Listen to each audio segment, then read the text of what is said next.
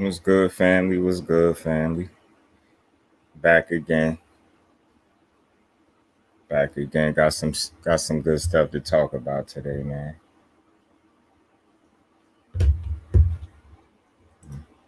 Yo, the Wise Crush was good, my bro. How you feeling? Appreciate you sliding through here.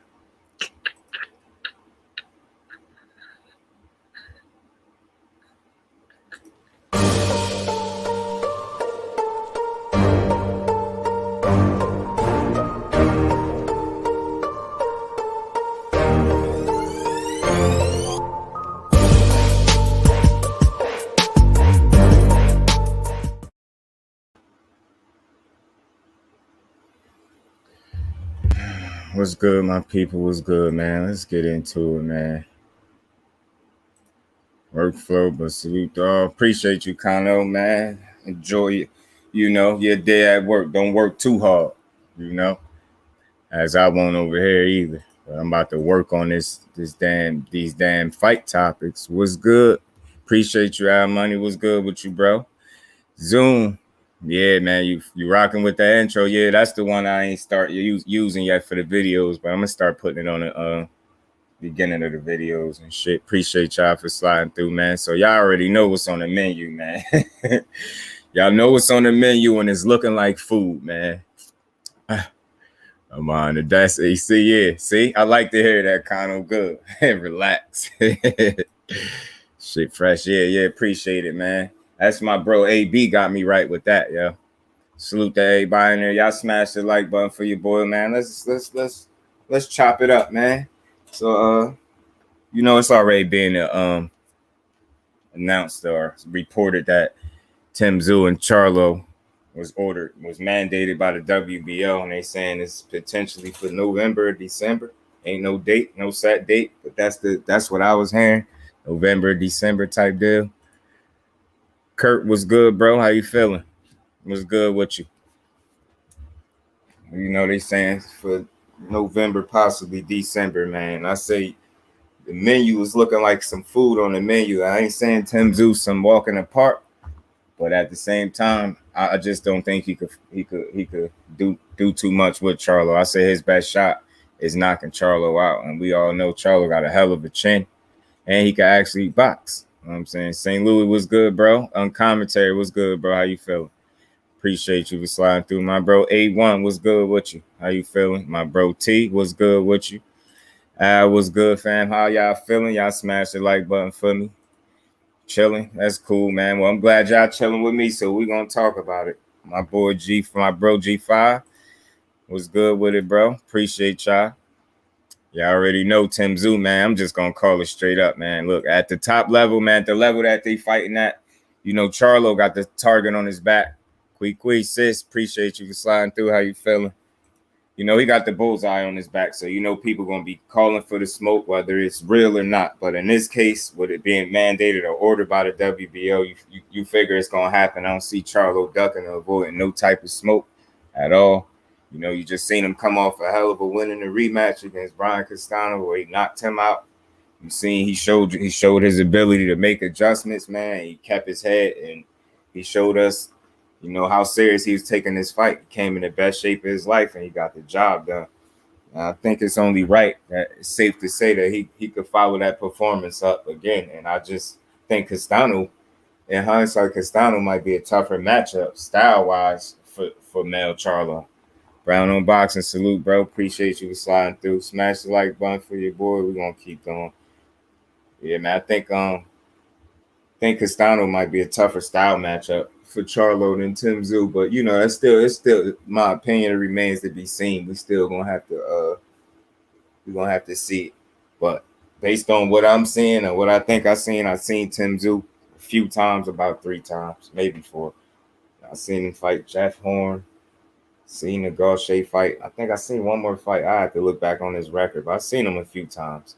And I don't like to, discredit the fighters, man. The dude could fight, but he's nothing too special about him. He do some things in there good, but I don't think he's, I just don't think he's an elite level talent. And I'm not knocking him. I'm not saying he can't, bring it. Dara was good, bro. Appreciate you sliding through. How you feeling? ain't saying he gonna be a walk in the park, but at that level, Charlo basically got to deal with what any other champion got to deal with. Like when you get in there, you got to expect the opponent to give you their absolute best, and he might even surprise us and show us something we ain't seen yet. But that's just a possibility. But if you ask me, I just don't think. I think Charlo just better than Tszyu all around. Period, man. Yeah, Gausha put him on his ass in the first round earlier. Gausha is not a known puncher or nothing like that. He's able to knock him on his ass, and all I need to do is see that once. Like, you know what I mean? I don't need to see that a ton of times to know that if Gausha could get you to the ground, Charlo will be able to get you to the ground too. And I ain't saying it's just like he a better boxer than you. Like, you know what I'm saying? Tszyu's a little slow on his feet. You know what I mean? And he's just like a pressure fighter, in my opinion. You know what I'm saying? Come forward. He got some heavy hands. He got some decent punching power. In 21 wins, he got 15 knockouts. So the dude definitely could punch. But we also know Charlo could take a punch, and you gotta, he gonna make you earn it. I don't think it's gonna be easy for him. And he a little slow. That's what I noticed about Tszyu, but it's like he's slow and steady at the same time. You know what I'm saying? He's good at working at that pace. You know what I'm saying? And I think Charlo could just I don't even think he has to knock him out. You get what I'm saying? Because I don't know what kind of chin he truly got. I did see him get knocked down once, but I don't know. I just don't see him really being able to hang with Charlo skill for skill. Charlo much more athletic, much more solid boxer, more experience. And the level Tszyu got to keep in mind. Coach Jonas Super Chat, appreciate you, bro. I don't need champ coming from you. Yeah. Don't worry about it, man. I'm gonna X you off the list, Coach. Don't even worry about it, man. But it's a couple names, Coach. Don't even worry between me and you and the rest of the chat. It's a couple names I ain't seen just yet. But I'm gonna give him a little bit of time before I hit Champ. You know what I'm saying? Because I know Champ a busy man, but he already told me if I need him, you know what I'm saying, let him know, man. Just send him the avatar with the name and he got the rest. You know what I'm saying? So I'm gonna give people a few more, I'm gonna give people a little bit more time, get their mind right, you know what I mean? You know what I mean? Sometimes people forget where they're supposed to be at, don't even worry about it. Champ go hold me down, don't even worry about it. Well, for real, you know what I'm saying, T? You know what I'm saying? I'm glad y'all here. Appreciate all y'all. But don't worry, I got cases out on people. Don't even worry about it.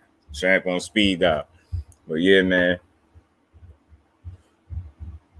I think a respectable question to ask, though, is Tszyu really ready for that level? You know what I'm saying? Is he ready for Charlo? You know what I mean? He one fight removed from fighting Terrell Gausha. And he was able to just overpower him, and he kept Gausha honest with that power, man. Dude just shelled up a lot of the time. Like, he didn't give himself the best chance to win strategy-wise. He just didn't. You know what I'm saying? He stood there, and he was just too accepting of what was happening. He was getting hit with a lot of shots, you know what I'm saying? But credit to him, he ain't quit. He kept fighting, but it was like round after round. I hate to see a fighter fight round after round the same way and don't switch nothing up. It's like, and you don't quit physically and mentally to a certain degree, but you kind of concede to defeat. Like, you accept what's happening to you, and that's kind of what Gausha fell into. And I know he wish he could get that one back, man, because I know he's seen some things that he could have capitalized on after he knocked him down in that first round. You know what I'm saying? Yeah, Crush. I feel you, Crush. I'm with you. Salute, bro. Appreciate you for sliding through here. I don't think he's ready either, and I think it's a real question. I mean, but shit, he better get ready. He better get ready because they done mandated it, and Charlo ain't ducking no smoke. Tszyu too flat-footed, sits down his punches. Mel will school him. Yeah, all you got to do is, and Mel with that little subtle movement, you know what I'm saying? He showed you he could box. And that's why I'm glad he coming off a performance where it just wasn't about the knockout. It was about, for me, how I looked at the fight. It was a two-part fight. The knockout was the finishing touch. The first part was showing separation as a fighter and level and being better than Castano in the second fight. Then getting a knockout. You get what I'm saying? Whereas that first fight, you know, that was nip and tuck all the way through, back and forth. Well, this one, it was close early on, it was real competitive. Then you seen Charlo settle in and start to separate in the fight. Then once he separated, it was up from there. It was up from there for him and downhill from there for Castano. He was able to get him out of there. And I just don't see. I see Castano, just what I'm looking at from the eye test. I see Castano being a tougher style matchup because he throwing combinations. He let his hands go. He the shorter man. I know some people be like, you know, it's a little difficult sometimes for you to adjust shit. Charlo, what, listed at 6 foot, 6'1", some shit like that. And you got Brian Castano like 5'7.5" or some shit like that. It's just like stylistically, I just feel like Castano will be the tougher matchup for him, but he gonna have to, yo, I'm telling you, yo, I swear, Zoom, you just took my next thought. I was about to say, I was about to speak on it, yo. I'm telling you, I could see Mel catching that dude with an uppercut for real, man.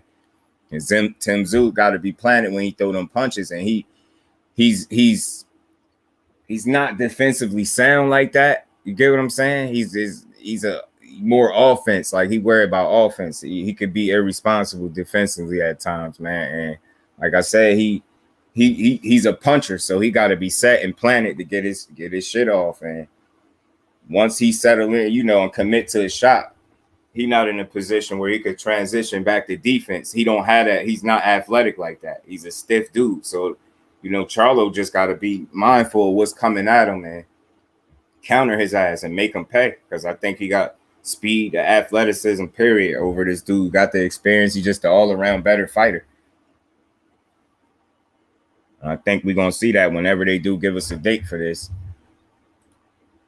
I think Mel going to hurt him to the body, too. Yeah, that's possible, too, yo. I'm telling you.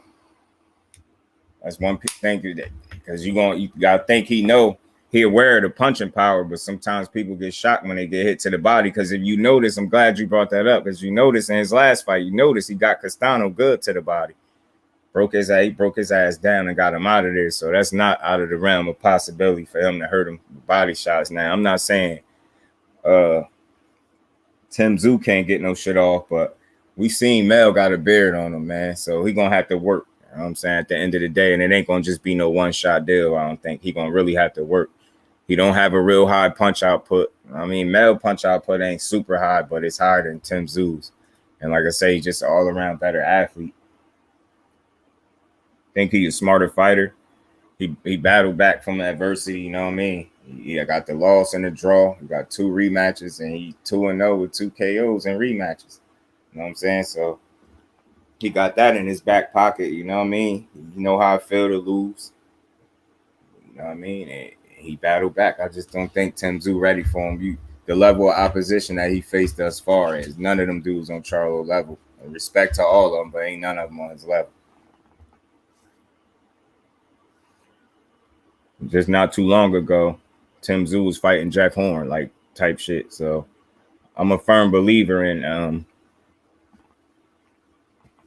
challenging yourself accordingly, man, so you don't stagnate the growth of the fighter. And I ain't saying his growth been stagnated, but they might be shoving him to the forefront a little fast, because this is just my opinion. I think they in a rush to see Charlo lose. They want to see somebody beat him, and the reason I feel that way, look how fast they mandated that shit immediately. You know what I mean? Giving them 30 days or whatever the fuck it was that they gave. My hair now it's down to 20 days. They got to figure some shit out, or whatever the case may be. But I think that's what it's all about, man. I think that's just not going to go well for them.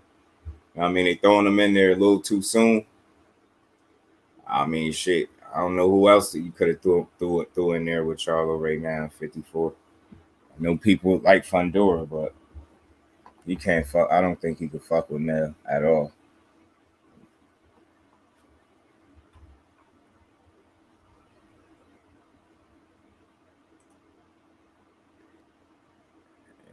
It ain't gonna be Zoo. Yeah, that's how I be feeling. Like the guy that beat him is not gonna be him at all, and that's what they want.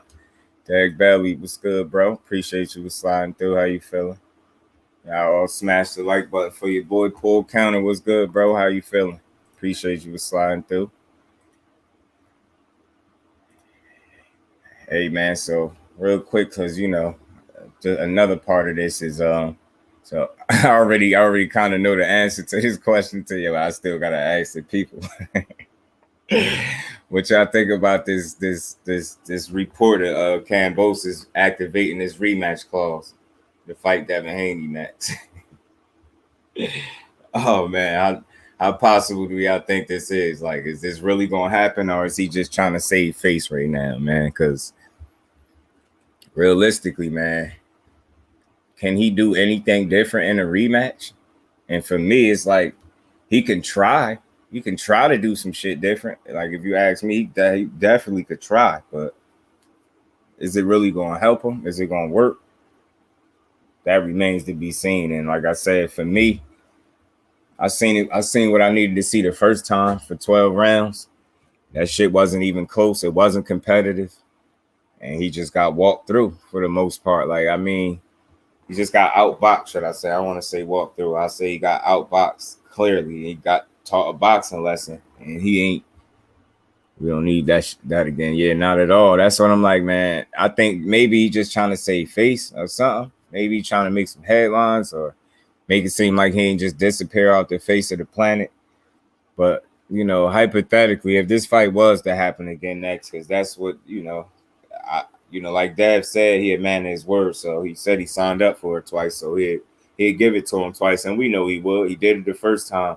And I know he'd do it the second time. But a good question is, will he be able to renegotiate for more money, though? You know what I'm saying?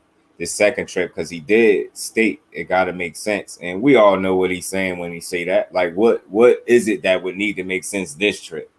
The fucking money. You know what I'm saying? It's no way he deserved to be paid that little this second time around. It got to be some type of way where him winning that first fight give him some type of leverage going into the second fight. Like, the dude already got the advantage. You got to, in a sense, you got to go back to your hometown according to what this contract's supposed to be. So my question is, if they said they government paid for it the first time, are they willing to pay for this fight again? Do somebody really want to see this shit again?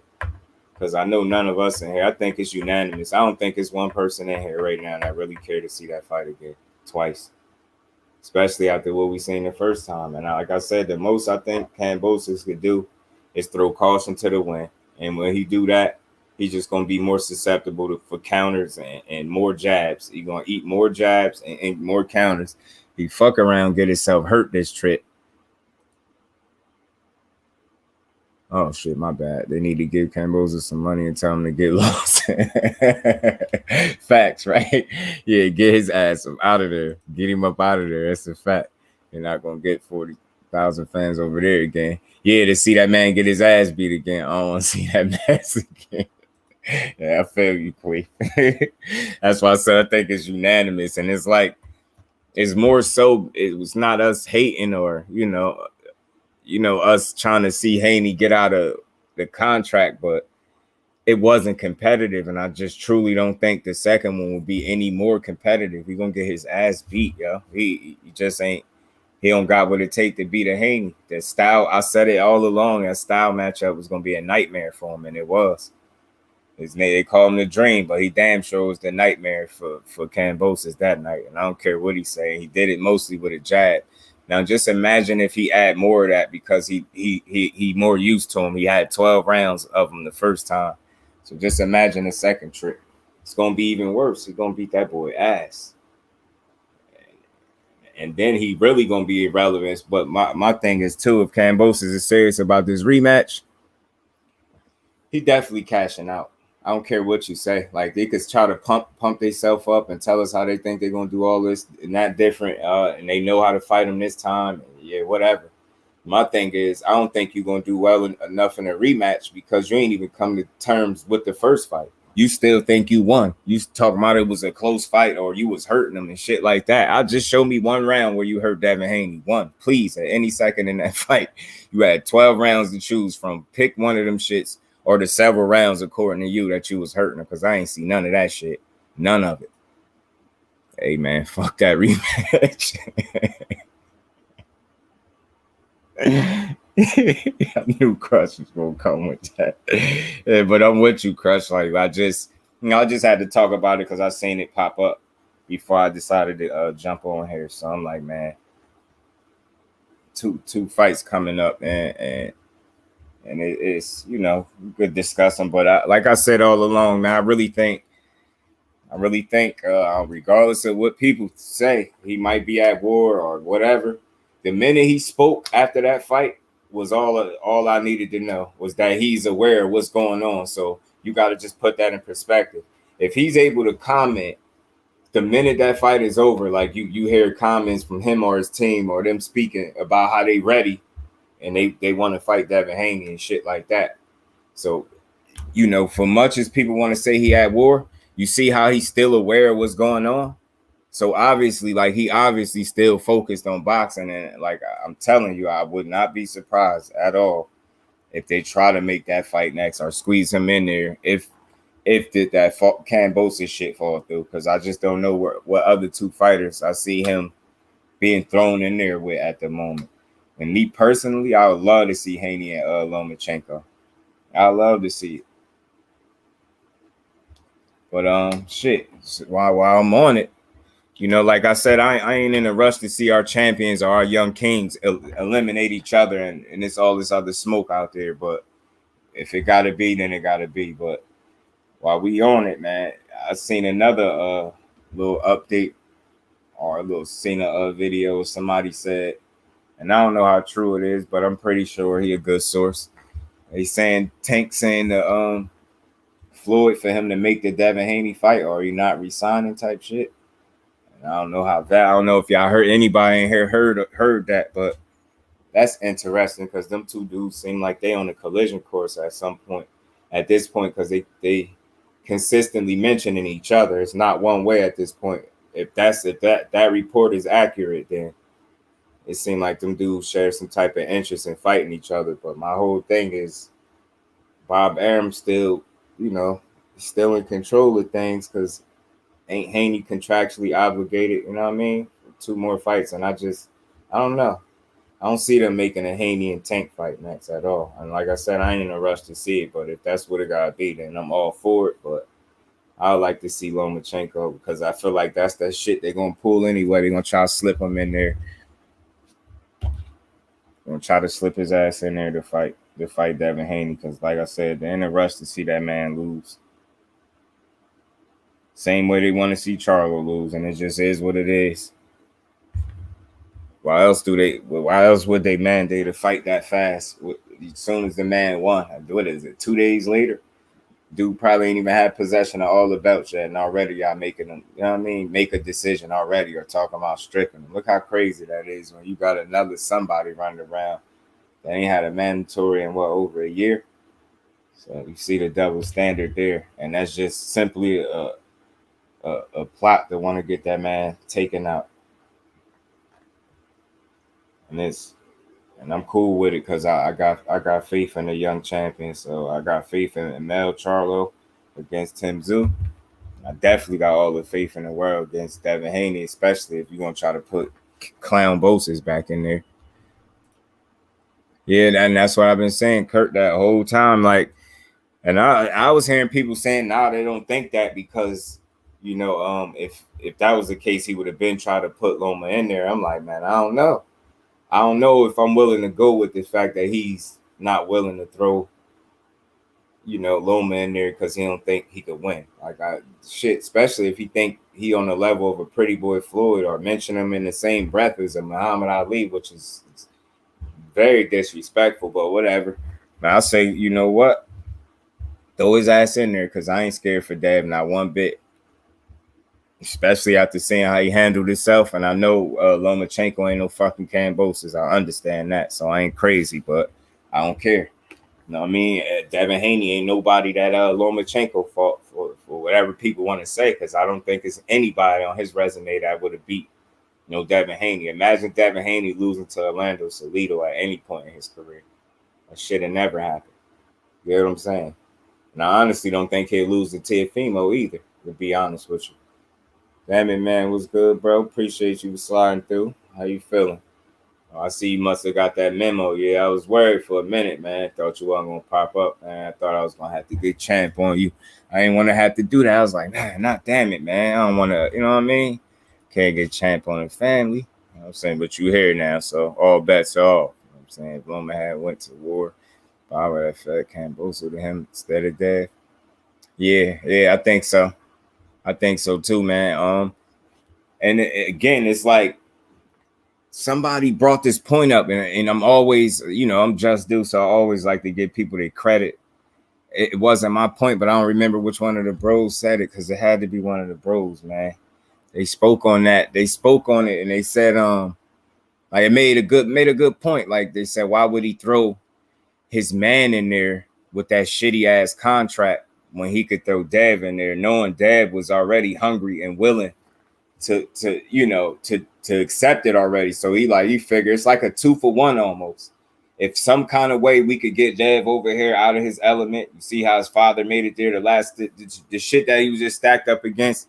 And I'm trying to tell you, I really think they had something. Team Kambosos or Clown Bozo, Clan Bozo, or all the names that people like to call them. I think they really thought they had something with that rat term. I think they thought that shit was going like, it got talked about, but it didn't hold the type of weight that they hoped that it, know what I mean? It just didn't affect them in no way, shape, or form. And like I said, I just appreciated the way Dev handled himself the entire time, like a real man, real young champion, man. He'll be home in 5, no doubt. Okay. And if you get what I'm saying, it's like, so it's like a 2-for-1. I can get him, if I can get him beat and for low money. You get what I'm trying to say? It's like a 2-for-1 deal because I don't give a fuck what you say. Ain't no way in hell all of a sudden Bob Arum like Devin Haney. You know what I mean? Because before this situation got put together and he did any dealings with him, any business with him, anything that he really had to say about Devin Haney for the most part wasn't positive. He didn't really have the most, you know what I mean, positive things to say about this dude. Just simply put, straight up, he didn't. I mean, I forget some of the shit he said in the past, but I know for sure it wasn't positive. He ain't look at Devin Haney as no world beater or something. He wasn't thinking and talking about him, and too busy raving about fucking Lomachenko. And at the time, he was raving about Teofimo until you see him get beat by Kambosos. You know what I'm saying? So I think that was like a 2-for-1 kind of deal with Bob. I could get this dude over here in Australia, put him through some shit. Hopefully I could get him beat and give him bullshit money. And then I got the lifeline in my back pocket.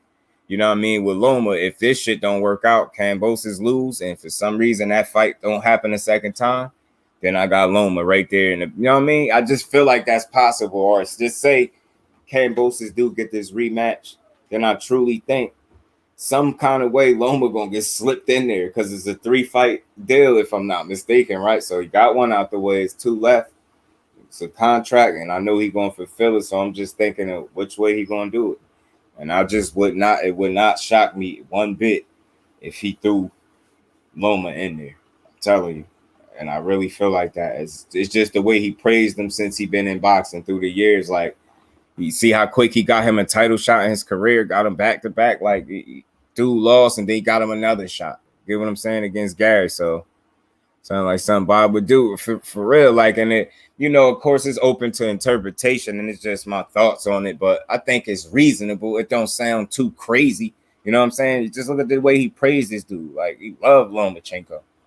And why wouldn't he want to get him the belts now? Even though his ass could have been fought Haney and we could have been saw this fight, but it's people that don't understand that. They talking about people make it seem like they forced him to accept the franchise title. If he was a real G, he would have said, I don't want nothing to do with that. I'm keeping my belt, and whoever you put me in there, I'm fighting them and I'm beating their ass. But nah, instead, accepted a franchise title. Some people reported as him requesting it, and that's even worse if he actually did. But whether he requested it or accepted it, either of the two, they still asked for me. You accepted a duck belt. All the franchise belt is not even a real title at all. You can't lose it. It's just something that they give to people out of nowhere. And I just think it give you the opportunity to avoid top competition. And that shit is weird. Like they tried with Amir Khan versus Crawford. What the what you mean, like trying to get him beat type deal? Because that shit, boy, he ain't have shit for Crawford. But I just that's just my thoughts on it, man. That's just something I think I could see happening, man. I mean, that's just something like that 2-for-1 kind of mentality. Yeah, like, he already hungry for it, so I ain't got to do no convincing him to take this deal. He already went on record saying he'd take it, so it's easy to do. You get what I'm saying? And he got to go his ass to Australia to do it. So it's like, if I can get him beat, you know what I mean? And then again, just to finish that thought, to say hypothetically, like, because the rematch clause was a one-way rematch clause, whereas Devin Haney lost the first fight, it wasn't no rematch. It would have just been you got to go about his fucking business more than likely. You know what I'm saying? But being that he did win, you know what I mean? If, like I said, if Kambosos do or don't get the rematch, I still see Lomachenko being there. And again, if it would have worked out, say hypothetically, if this was his plan, because again, this is just my theory. It ain't got to be the truth. It's just something I think. If he would have got Haney beat, now that the rematch is off the table now. Now Kambosos got all the belts, and who you think he would have put in there next with Kambosos? Get what I'm saying? Say if he did that shit, and I'm not saying for sure this is his plan, but again, it's just something I think, because he ain't always on the up and up with the fighters. I don't care what nobody say. He just not. He's a sneaky dude, and he be hating sometimes, and I don't see I see that being a possibility. Let's say Haney would have lost. Now Kambosos got the belts. You don't think he putting Lomachenko in there to beat the hell out of Kambosos? Because imagine Kambosos beating Lomachenko. That shit'd be bad. Yeah, how can you be champion but get a pass from defending your belts? Make it make sense. It's exactly. And that's why I said that franchise title. I don't know. I ain't gonna say who. I think I got a suspicion. I think it wasn't Suleiman, but whatever, man.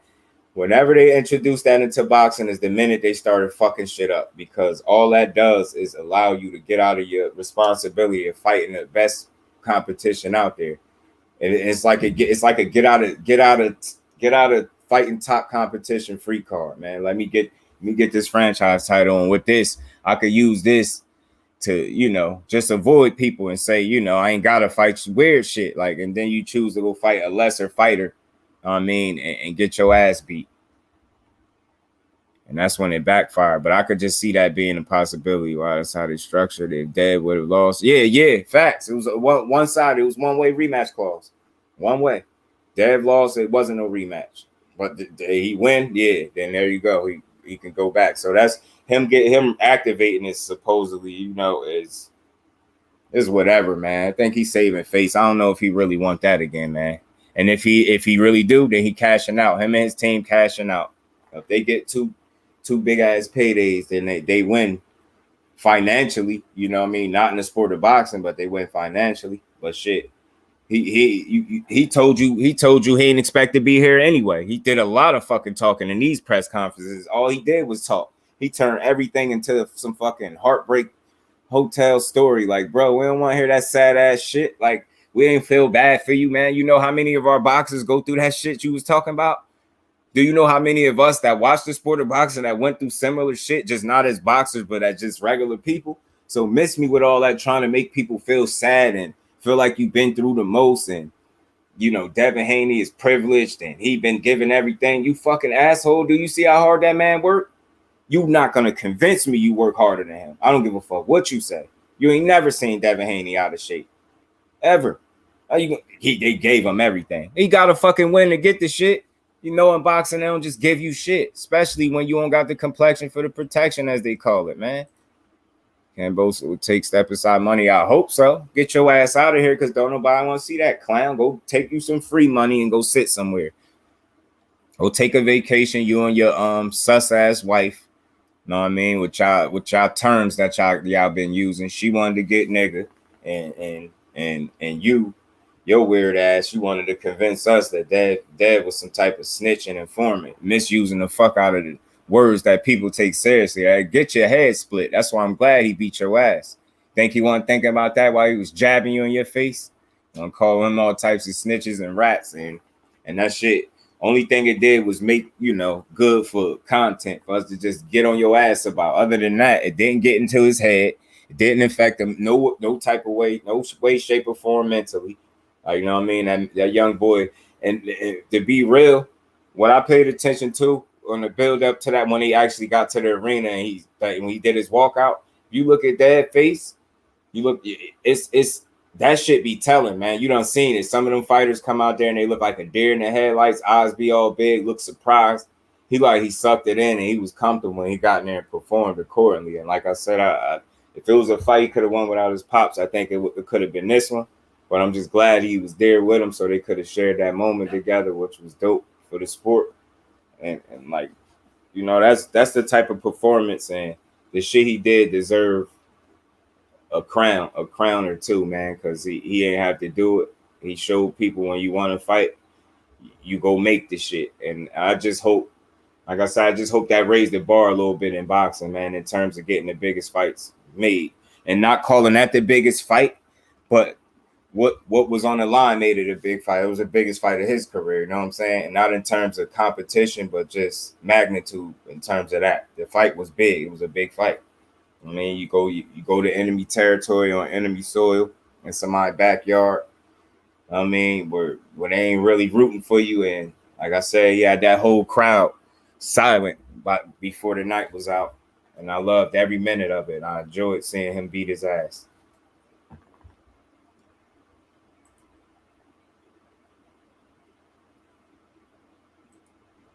Yeah, but like you said, man, yeah, if Steph aside money is an option, I hope so, because I don't care to see that shit twice, and I have no problem seeing Loma and Dead next, no problem at all. Like I said, what y'all think of allegedly? I'm gonna just say that because I don't know to be 100% fact. But what y'all think about Tank supposedly telling Floyd make the Haney fight for him or he ain't resign?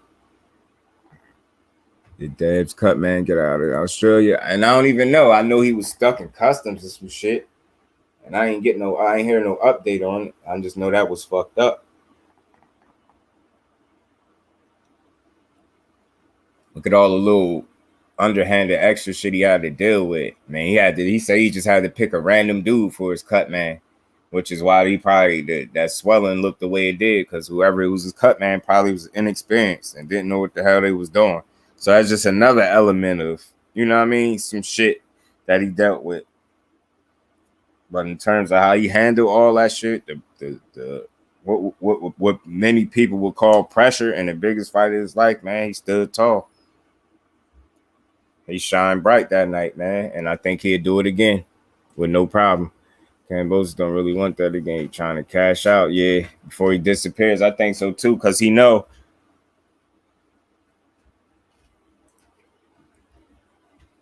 another loss is going to make him even more irrelevant than he was before he got to this point. But I don't want to go back there either. And I'm telling you, that's big. Is that element is that normal? Yeah, somebody let me know if y'all more educated in that area. Like, is that normal for the government to pay for the fight? Because that's what the story was. The Australian government paid for that. Are they really willing to pay for 12 rounds of an ass whooping again, possibly a stoppage this time? Like, do they really want to see that shit again? And that's the thing, man. But like I said, man, if he really trying to get that shit, he trying to save face, man. Trying to save face and cash out. So him and his little skinny sus wife, his olive oil, could be well off. You know what I'm saying? Gonna be an asshole. He ain't taking steps aside his pride will allow him to get beat up again. Yeah, right. Yeah, right. Facts. 5-8. Hey, I was asking though, because remember, Haney did mention, it got to make sense. So I wonder, you get what I'm saying? What his leverage is, being that he won the first fight, if any, or he just got to accept the same exact shit over again. No, that's direct hit today. Now that's a fact. Olive oil, Gumby built bitch. You stupid, yeah. Yeah. That's what I'm saying, man. So he trying to just make sure he trying to line his pockets.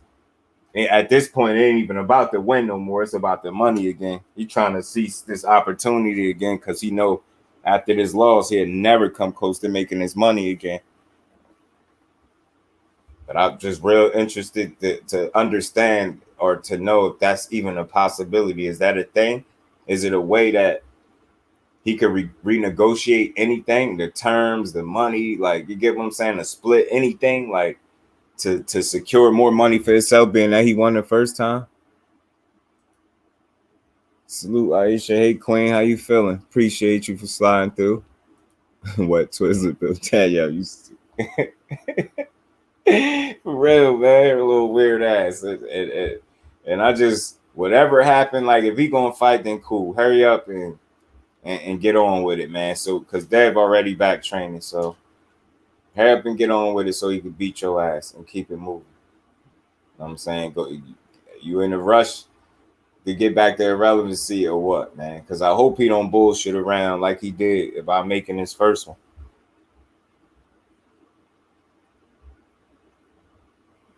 Hurry up, get your ass back in there so we can hurry up and get it over with. If that's what you got to put us through that again, hey, shit. It's another opportunity for Dev to just beat his ass again. So I'm cool. Feel like a raw spaghetti. Yeah, I got crazy. Yeah, she is, yo. Olive. As like Helga from Hey Arnold. She built like Helga from Hey Arnold, for real. Weird looking ass. No, she weak as hell. I don't like her after that shit. We seen that post too. I don't care about her deleting it. We synced it. Hurry up and get it over with, yeah, man, and just get that shit out the way. Cause stop playing with us. Like we know what time it is, bro. You can't beat him. And at this point, I don't even think you could. It's about the money. You want to cash out. Probably, I wouldn't even be surprised if he don't fight no more after he get his ass beat again.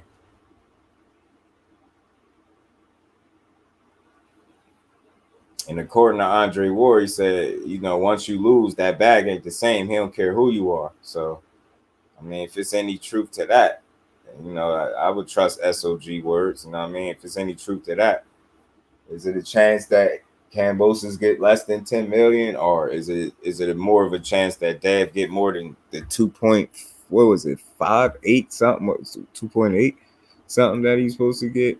Appreciate all y'all for sliding through with your boy. She be she be yelling at Kambosos like moving football. Hell yeah, for real. Helga style, cause that's what she looked like. Old knockoff Penelope Cruz looking ass. Rugby down there, rugby head ass, yeah. Well, I know what you mean. It's still football. And that's another thing. Yeah, I'm glad you brought that up real quick, man. That's another thing. Did y'all peep how he tried to say, yeah, I played real football, not that stuff we did play with all that protection. You just try to take a shot at American sports, bro. Nobody give a fuck about no rugby. Man. Let's be real. Who in this chat care? Who in this chat watch rugby, man? What the hell is Kambosos talking about? That boy is silly as shit. KJ, salute, bro. Appreciate you for sliding through. How you feeling? Y'all smash the like button for your boy. If you didn't, man, we're gonna keep on keeping on. Had to dip out. Oh, don't worry now. You all is forgiven, K. All is forgiven, man. I ain't gonna put champ on you, man. But I do got my phone right next to me just in case. Like, you know, once it gets slow, you bet on rugby, but my thing, K, do you watch it? You probably bet on that shit. Don't even watch it. Just bet on it. Nobody trying to watch no rugby.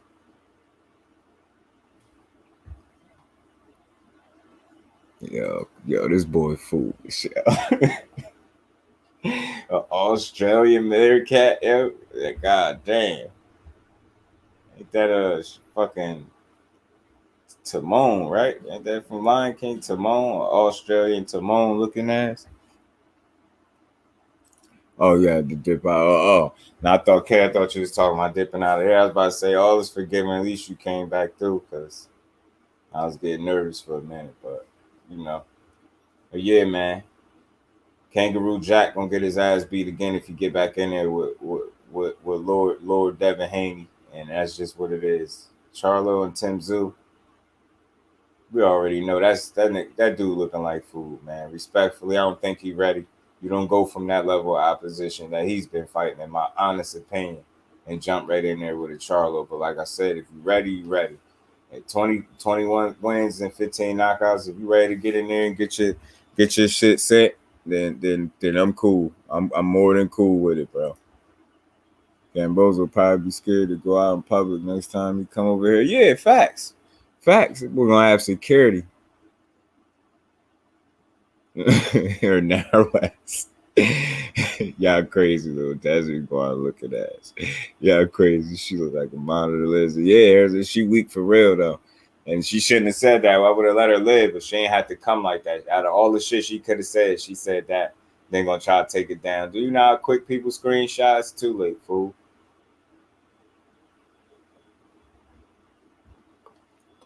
We already synced it. We already synced it, and we know what type of time you're on, and we not rocking with you. You or Kangaroo Jack. All them fast punches and little flurries he was trying to throw. People talking about. I'm gonna talk about this a little bit longer, man. People talk about some damn because he trained with Pacquiao. He probably is getting his ass beat. Talking about he more experienced because he trained with Pacquiao. I don't give a fuck who he trained with. I know he wasn't beating no Pacquiao up. Y'all not about to make me believe that he was doing anything with Pacquiao now.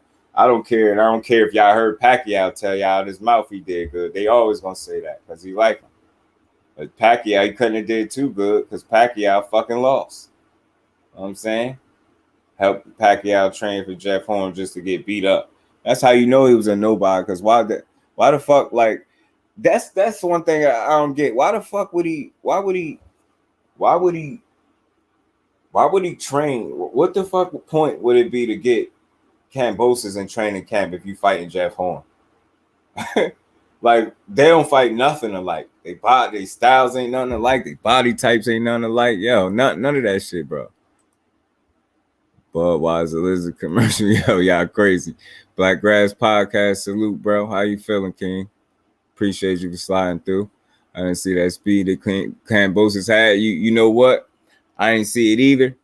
And I think in large part, we didn't see it because Devin Haney completely took that inside game away from him. That's one thing. It's like, if you watching a fight and you trying to be negative, you'll say, oh, well, why didn't he take more chances, or he used the jab too much, which that sounds stupid anyway, because you know all fighters, if the good ones set everything up behind their jab, so why wouldn't he use it as much as he was landing it? I would have kept using it too. You know what I'm saying? So, I think that's a part of the fight that people forget to mention, is that he completely took the inside play away from Kambosos. For the people that was rocking with Kambosos and giving him more of a shot than what he realistically had, they was making a lot of arguments talking about the mid-range and the close. It's advantage Kambosos. He throw combinations in the inside. He ain't do none of that. And then when he fully committed the punches, Dev slipped him. Embarrassed him, having him looking stupid. Dude was falling over his feet. Down there, fell through the ropes on one of them. Goofy ass nigga. You know what I'm saying? So he took that inside play away from him, shut him down, and I just appreciate that, because he said he handicapped dudes are their best attributes, man. He take it away from him. You know what I'm saying? He find that he know what they do best, and he spoke on one of the combinations or some shit that Kambosos like to do, and he was ready for it, and he wasn't able to really land that at all in the fight. Said that because she want to get smashed out by a brother. I don't care what nobody say. She either done it before. She slipped, told Kambosos, she said, fantasize, you stupid, bro. Yeah, that's what she meant. That's what she meant. That's real reason why she deleted it. The real players know, we know she was sending shots. She was shooting her shot worldwide. You know what I'm saying? And then she deleted it. You know what I'm saying? Hoping that Cammy wouldn't see it. So that's what time it is. But it's okay, because if Dev get back in the ring with him, he gonna pack him and her ass up. They can sit there. You can stay their asses right in Australia, because they're gonna be irrelevant as fuck. Shit, Dev, after that ass whooping, Dev fuck around got more fans in Australia than Kambosos. To be real with you.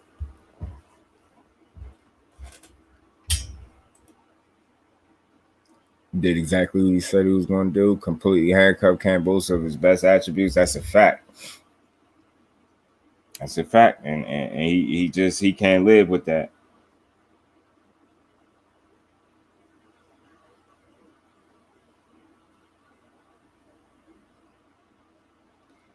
Yeah, I'm convinced nothing Ryan Garcia do in training to me is ever impressive. I don't even know what the hell people be seeing, bro. I really don't. That dude need to show me something. I don't care how fast you could, how hard you could punch somebody in their ribs, or how fast you could hit that bag. I just need to know why that shit ain't translating into great performances. You weird ass dude. I'm telling y'all, I told you St. Louis just do versus Ryan Garcia. He called Tank out one more time. I'm calling him out on stream, on live, camera up and everything. Yeah, he said we see the play. Yeah, we see it. We see what time it is. Man, let's switch over, man. Let me ask y'all about Demetrius Bright. What's good, my bro? How you feeling? Appreciate you for sliding through. Let me ask y'all, man, how y'all feel about all this hate Errol Spence been getting, man? Man, what y'all feel about it, man? I think I don't know, man. I think it's easier to talk shit about somebody when they're not there in your face. Get him Justin paying 100 for I pay per view easy fact, yo. Well, he called Tank out one more time on his ass. One more time, yo, without focusing on what's the task at hand. Like, he ain't learned shit from that manual fight. Once I handle business 16th, let's fight next. I mean, shut up. You better make it out of that shit. I'm dead ass. You better make it out of that. I hope Fortuna is motivated. I really do. I hope he motivated. I hope he come in shape. I hope he get great sparring. I hope his training camp is the best he ever had. I swear I do. So we could see the best possible test that he could give Ryan. Because if he handled business the right way, he could get that man up out of there. Yeah, you say you think it's weird. Me too. And it's like, it's biased almost, because it's like ain't no way in hell. So y'all all feel like that about Spence? Y'all out here saying he don't adjust, he basic, like all these irresponsible ass, grown ass retired fighters dissing this man like that, and all he do is win. So it's like, what I don't understand about people is the more you say he basic, the more you discredit him, the worse it look. The worse it look when he beat the guy that you rocking with. You get what I'm saying? On some weirdo shit. Jealousy and envy are deadly sins. ESG just need to use the clowns as motivation, keep grinding. I think, and if you know how we know, how I'm pretty sure you do, I think that's exactly what he's gonna do. I don't believe Tarver couldn't remember Spence's name. He has a boxing podcast. Yeah, that's weird. And like, I wonder how real is that? Because he's one of the biggest names. Like, he's a bigger name in the sport than shit. Well, in total, as far as putting asses in seats, he's a bigger star than Terrence Crawford. So how the fuck you don't remember his name when that's one of the biggest fights, if not the biggest fight to be made in boxing at the moment? Like, what are we talking about? Tarver is weird, man. He the one that said he couldn't adjust. He don't adjust. He don't make adjustments. Oscar don't pay for tuna fish to take a dive. He could beat Ryan for sure. Yeah, facts. And I hope he don't do no shit like that. If we do, we see it and it looks sus, man. We calling that shit out. Bunch of them damn shit they're gonna bring up DUI from 3 years ago. Some of bitches. Yeah, man. That's lame as hell. That's some whole shit. And this is what I'm saying. Do y'all understand why these? It's never nothing personal with Bud. It's never personal, nothing personal with none of these dudes. It's just when they make it personal, it get different. It charge us up different as fans. Like, when we hear them just be negative, like, why do they always get personal with him? They don't talk. They won't dare talk about nothing that Bud did. And from what I understand, I heard a thing or two. Like, he got some shit going on too. You know what I'm saying? But they don't speak on that because I think they scared of Bud, man. I'm telling you, they act like they scared of him. Seem like he is a likable guy, and I think that's what it is. I think that you got some of these fighters, like I was saying about Floyd, man. I could just be wrong. This is just how I think. Floyd, let's be honest. Why do people love Floyd? For him as a person, or do they just love him at the fighter? You get what I'm trying to say? And the love for Earl is different. I think people love Earl the fighter, and I think they love Earl the person. That's the best way I could put that. You get what I'm saying? Facts, G5, some soft ass shit. Yeah, what's the other guy's name? And I think that's what it is. The love for him is different. And even with Crawford and his accolades, like maybe, and just think of the setting. Just think of the setting. It's Hall of Fame shit and Terrence Crawford there, and they just accepted him as one of them. This dude is still an active fighter. I ain't saying don't, you know, reap the benefits or fruits of your labor, however you want to look at it. I ain't saying don't go accept your accolades or whatever the case, but you just moving like a fighter that's ready to retire. And just look at the set, and it's some Hall of Fame shit. If right now, if you ask who would be in the Hall of Fame right now, if their career stopped right now, they'd probably say Crawford. So that's what it was. You get what I'm trying to say?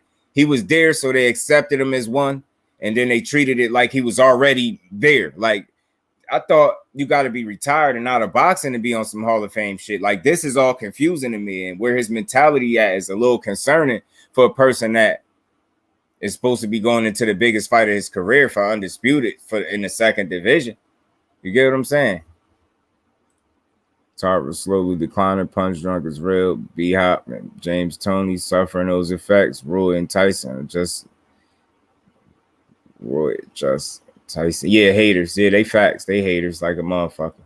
And that's what it just sounds like. It just don't like it's not nothing. It's not the fact that y'all pick Earl. That's cool. I mean, Bud. That's cool. That's not the issue. It's just the shit that y'all saying about Earl Spence that I don't rock with. Like, and like Kay said, why y'all bringing up a DUI? That's lame. Like, that's lame as fuck. Why are you bringing up anything personal about the dude? You won't dare say, they won't even utter not even, it don't even have to be negative. They won't have no type of critique on Crawford. Everything, he's just the best thing since sliced bread. You get what I'm saying? And I just find that to be whack as fuck because, and it's irresponsible. Like, there's no way y'all all feel like that about EJ. How y'all all, so none of y'all feel like he any good. So why is this one of the biggest fights to be made if he ain't any good? Because it take two great fighters to make a great fight. This is what I'm saying. Yeah, they seem jealous as hell. And I think because the love hit different for Earl. Like, where do they hate him at? Where do they hate Earl at? And we was having this conversation at a different time and on a panel, and dude was saying, don't nobody in the UK know Earl Spence. I'm from, what did he say? Did he say Liverpool? I don't know, somewhere. Somewhere he said he was from. But he said nobody know Earl Spence. But his silly ass didn't realize we had a brother from the UK on the panel at the time. And he's from the UK, and he's telling us they know Spence just fine out there. Not only do they know Spence, Earl Spence was his favorite fighter. You know what I'm saying? So, like, my thing is the love hit different, man, for Spence, man. In a nutshell, that's just what it is. And I think that's some built-in jealousy. He a threat to reach the level maybe that, you know, they don't maybe want him to reach. I don't know, because it come off the wrong way. Because you got to think it's nothing wrong with critiquing somebody, but I think if y'all all gonna do it, it's like y'all all piled on, and I ain't hear too many positives about them. I heard all critiques and like negative critiques, and I'm sitting here trying to say, so y'all ain't got nothing. So Crawford perfect, then that's what y'all trying to say. The same dude that get touched up more, lost more rounds as a pro, been hurt more times. This is the same. This is the dude that's Josh saying he can do everything. And then, and you know, the thing is, man, I just wish it would be certain people there in place when they say shit like that so somebody could question him, well, do he do this well? And you sit here and tell me, do he do it well? Don't just say it, mean that shit. Explain it to me.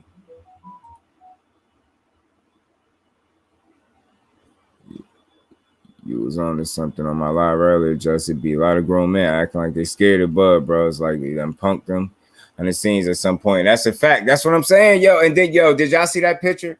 Bud looking at Shane Mosley, and somebody put a caption there like, yo, like just like on some scary shit. But if you look at the way Bud was looking at him, you can't see Mosley's face. You can see the back of his head, but you can see Bud's face. Look how he looking at Mosley. He be looking at them dudes like he'd punch one of them old heads in their face right now. Yo, they scared of Bud. I'm telling you, EJ versus Brook. That's what I said to dude. So I said, so he went to Sheffield, England, and beat Kell Brook, one of the most popular guys over there. I thought, you know what I mean? Because that's the way they wrote it up. So you mean to tell me he goes and beat this boy ass, break his eye, take his belt in his backyard, and don't nobody know who Errol Spence is? So that's why I asked him. I said, do people know in Liverpool, do they know who Kell Brook is? Because if you say yeah, then there's no way in hell they don't know who Errol Spence is, bro. Because there's no way in hell you're a fan of him and didn't watch that fight. There's no way. Unless you was really, obligated to be somewhere and couldn't watch it. But, you know what I mean? If you was a Kell Brook fan, you watched that Errol Spence loss that he took. Must have some kind of skills because he has 3 belts. And that's what I'm saying. And I just want to be clear, man. Respect to all them Hall of Famers, man. They all put on for the sport and all that. But these dudes, it's just like retired rappers sometimes. They could come off as like a little jealous or envious or something. You know what I'm saying? Like they could come off as like haters a little bit. You know what I'm saying? And to diminish his skills and his skill set the way they did, and they all piled it on, and they like, oh, James Toney, he'd be surprised if he make it 6 rounds with Terrence Crawford. You serious, bro? Like he boxed before. That's how I know he punched drunk. I know it. No disrespect, you gotta be. Because you what the hell are you talking about? 6 rounds. So one leg, Jose Benavidez can make it 12 rounds with Terrence Crawford, right? With that one ass leg with the sleeve on it, knowing damn well that leg was too freshly wounded for him to be in that ring fighting. But whatever, he got his ass in there, and it still took Crawford 12 rounds to get him out of there. But he gonna get Spence out of there in 6 or before 6. Spence would be lucky to go 6. I gotta see this shit. Exactly, and boxers can't go anywhere without someone asking what they think of Spence Crawford fight. Yeah, so at this point, everybody shouldn't be acting like they don't know who Spence is. He the more known name, shit. And he ain't gotta be the more accomplished, but they gonna see. Yeah, she killed me with that. Yeah, walked on water and parted the sea, right, sis? So that was for real. Doing way too much. And that's it. Again, and it's no problem with an opinion, but y'all, I feel like me, right? I call myself Just Do. So just as well as I could, break down like maybe why I feel like Earl could win. I could speak on why Crawford could win. I could try to do it on both sides. I don't try to be biased ever when I'm up here. It's like, you know what I mean? I try to call it down the line, but when they all piling it on like that, and nobody has mentioned none of the things that he's accomplished and none of the things he do well, so he just ain't shit as a fighter. So why is this fight even being talked about so much? Then if it's not worth being, based on the way they criticized him and critiqued him, he ain't even worthy of a fight with Terrence Crawford almost. You get what I'm saying? You don't have Ninja Turtle, groundhog, stuffed gerbil, looking Ninja Turtle Bradley say he basic. That was irresponsible as hell to spit that out to the public. Know what I mean? Instead of saying, yo, he's technically and fundamentally sound, folks. That's what you see when you get Errol Spence. You know what I mean? He come forward. Like, it's a way to give him his credit without slighting him. And then, you know what I mean? For you to call him basic and not say nothing else really after that, not really get into it, like, that's some hating shit. And all you did was get hit, you big milk the head motherfucker. And as if I recall correctly, wasn't he on the hook for fighting Spence before his big head ass retired? And wasn't it Ninja Turtle Bradley that got the fuck up out of there before fighting Spence? That no wonder they all got shit to say, because he would have took an L. Yeah, right. She said they make up stuff, so I do too. I'm with that, sis.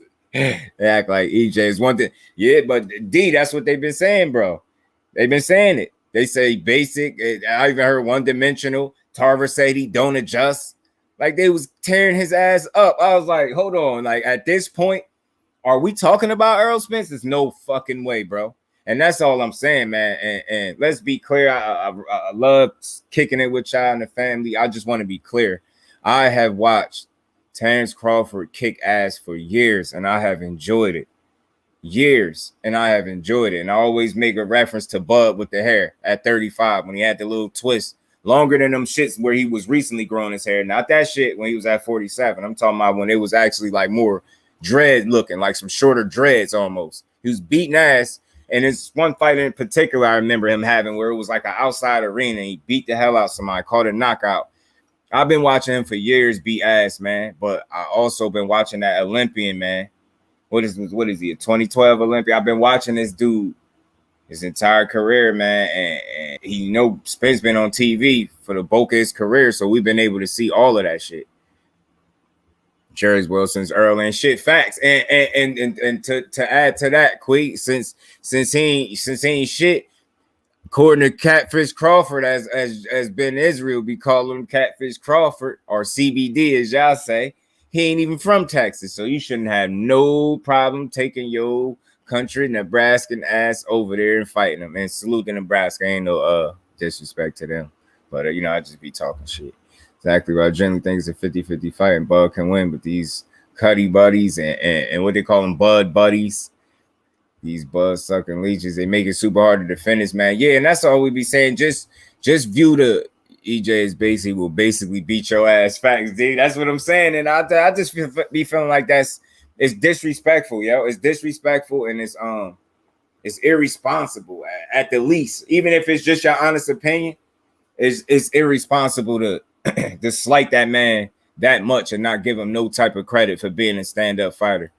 Hey, yo, radio, salute, man. Y'all smash the like button, subscribe to the channel for your boy. If you're not, appreciate all y'all in here.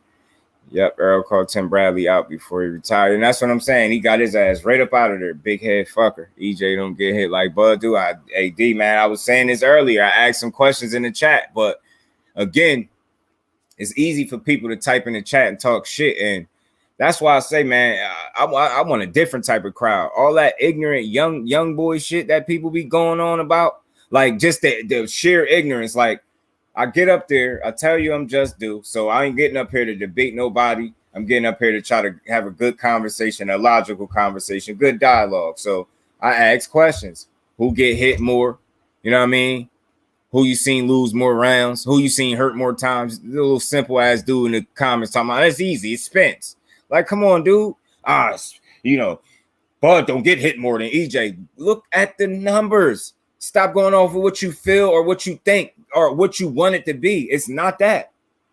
One thing I learned about boxing don't give a fuck about how you feel. And when I say boxing don't give a fuck about how you feel, I'm talking about in terms of how the fight will play out. No, boxing don't give a fuck about what you think. What's gonna happen in that ring is what's gonna happen, and it's not about what you feel. Like, what you want it to be. It's not always like that. It's what's gonna happen. And if you really being real with yourself and you ask yourself some questions, you never. And I'm gonna say this, and y'all all in here, y'all watch boxing just like me. So salute to everybody in here. But I just want to know. Yeah, they need to hold them accountable, Quee. They don't never hold them accountable. I just want to know who you really seen get hit more times. Like, what the fuck? Like, who you really seen?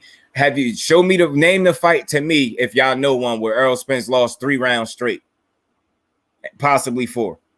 Just name me one fight, any fight, yo. Y'all could give me any of the fight from Emmanuel Lardy to any of the fights that he fought, any of those dudes.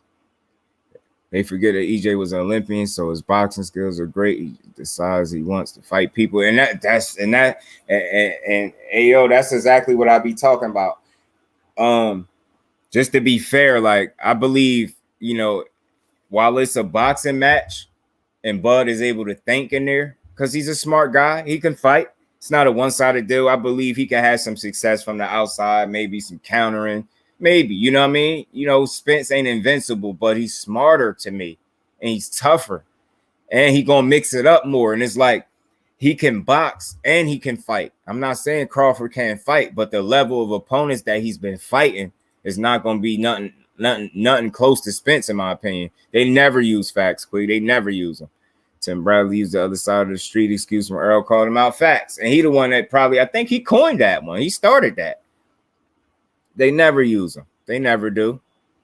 Yo, this is the CBD section. Yo, y'all names, y'all swear to God, yo. Y'all got it, yo. Y'all telling you, y'all got it forever. The names, y'all, and they don't just stop at certain fighters, yo. Y'all come up with them names fast as hell. They even killed me. I thought the aerosexual shit was funny. The dude called me that, but he said you was on your aerosexual shit, LOL. And it was cool then. It was like a LOL moment, so I let him get it. I wasn't mad at him.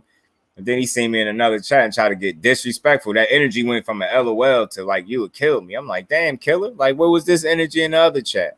So I couldn't respect them. But yeah, man, these dudes be off the hook with it. But exactly, man. Hey, yo, back to your point though. When that fight turns into, I think it can be very competitive as a boxing match. While it's a boxing match, I do. But not to say that when it's turned into a fight, it won't be competitive, but I just see the advantage playing out for the guy that I've seen in the trenches more, if that makes sense, in terms of a boxing match. Really gutting it out, really getting in there and working. He don't sit up and clinch, man. He don't clinch, man. I got called. You got called that too, Kurt? Well, shit, we got the same name, bro. Maybe they just hate it. Maybe it's a Kurt. They hating on Kurt or some shit. You know what I'm saying? Well, we tell their asses, well, fuck them then, because we ain't no damn Earl-sexuals. And that's the thing. Like, you could read off all facts, or you can ask all logical, good questions, and with the intent to have good dialogue, and then just kick the traffic cone to the side or slide the goalpost, as they like to say. Like, that's what people do. You know what I'm saying? And then now all of a sudden we Earl-sexuals because we making a better case for him than you are for Bud. It's like it's every time. It's like when I ask those questions, you don't get real answers. And then everybody got phones, laptops, and all this. Like, yo, go look it up and tell me if I'm wrong. If I'm wrong about any of this shit, come tell me. But don't just tell me what you think or what you feel and tell me I'm wrong based off that. And you don't really have the numbers. You just feel like that. No, Earl do not get hit more. That dude, and who be getting hit more flush, and who you seen hurt more? Earl. Like, what? Name the fights. Name the fight. Show me the fight where he lost 3 or 4 rounds in a row. Show me a fight where he started super slow. In any of these fights, he had 28 of them bitches. Show me any one of them where he started slow as hell and didn't do what the fuck he set out to do. It's like his engine. He start the fight. That, you know, he worked. By the time that engine start revving, if you ain't gonna hit that man with something of note that's gonna make him stay on the outside of you, he's gonna make you fight, and he pretty much do it. It's not just Ugas, man. When he want to initiate a fight, that's what he do. But as a get back fighter, that's gonna be a problem against Spence. Spence will hit him, and Bud will want to get back and get lumped up. You know what, D? I could see that, because remember when he got cracked by Gamboa, that's what he did. He went back. He got up out of there. Now, I will give you the other side of it. My thoughts is, based on what I've been seeing, and y'all follow me for a minute, because I know y'all seen this same shit too. When Bud get hit, that's where he lack discipline at. Not in the gym. You know what I mean? He stay in shape and shit like that. He a workhorse and all that. But once he get cracked with something good, that's where he lacks discipline. And like Rick mentioned, and I've been saying this even before he mentioned it today, how many times have we seen Bud get knocked off his game plan, respectfully? How many times? And in terms of when somebody clip him, he just want to fight now. And I think, like I said, you got fighters that you able to kind of do that with, have your way, beat him up. You're not going to do that with him. If you get punched hard and you decide, yeah, you know what, fuck it, game plan out the window, I'm going to fight him. You don't have to work for him, meaning he's not going to have to look for you. So his gas tank, he come in with a full tank of gas. So you definitely don't got to worry about him running on fumes or gassing. And my thing is, if you oblige him in the inside, being that you haven't shown me a consistent, I will say this, because I ain't going to say you can't do it. Pretty sure if Crawford tried, or, you know what I mean, he could fight in the inside, but trying it against this dude might backfire because you haven't done it consistently, and especially as of late. And at no point in your career have you been an inside fighter for real. You are a thinking fighter. You like to fight outside to the mid-range. When you get inside, you usually fucking clinch. Now, has he ever thrown shots in the inside and, you know, uppercuts and shit? Yeah, he can land shots in the inside, but just like I was telling my cuz, we was talking about it yesterday because he tried to disagree. I forgot what fight that he brought up where he claimed Terrence Crawford fought in the inside, but I disagreed. I said, what you just described to me is not fighting in the inside. That's throwing a shot or two in the inside. That's not really living there and fighting. You get what I'm saying? And when that fight get forced to be there, then what? What you gonna do there? Are they just full of shit? You know it. And he was schooled by Floyd Mayweather, so if he can hit Floyd, he can hit anybody. You see what I'm saying? And that's hey man, yo, you make a great point, bro. I hope you subscribe to the channel too, because I like your comment you just made right there, man. That just make a good point. He can hit Floyd, he can hit your ass, and you most certainly is not no Floyd Mayweather, man. They just be talking, you know it. who was Bud dominated or broke their bones. That's what I'm saying. That's all like it. And again, G5, like, just so we clear, this is not hate. We just got questions. Because I feel like with great questions come responsible answers when you do your homework or when you've been paying attention and you being unbiased. And people don't want to do that. Facts, D.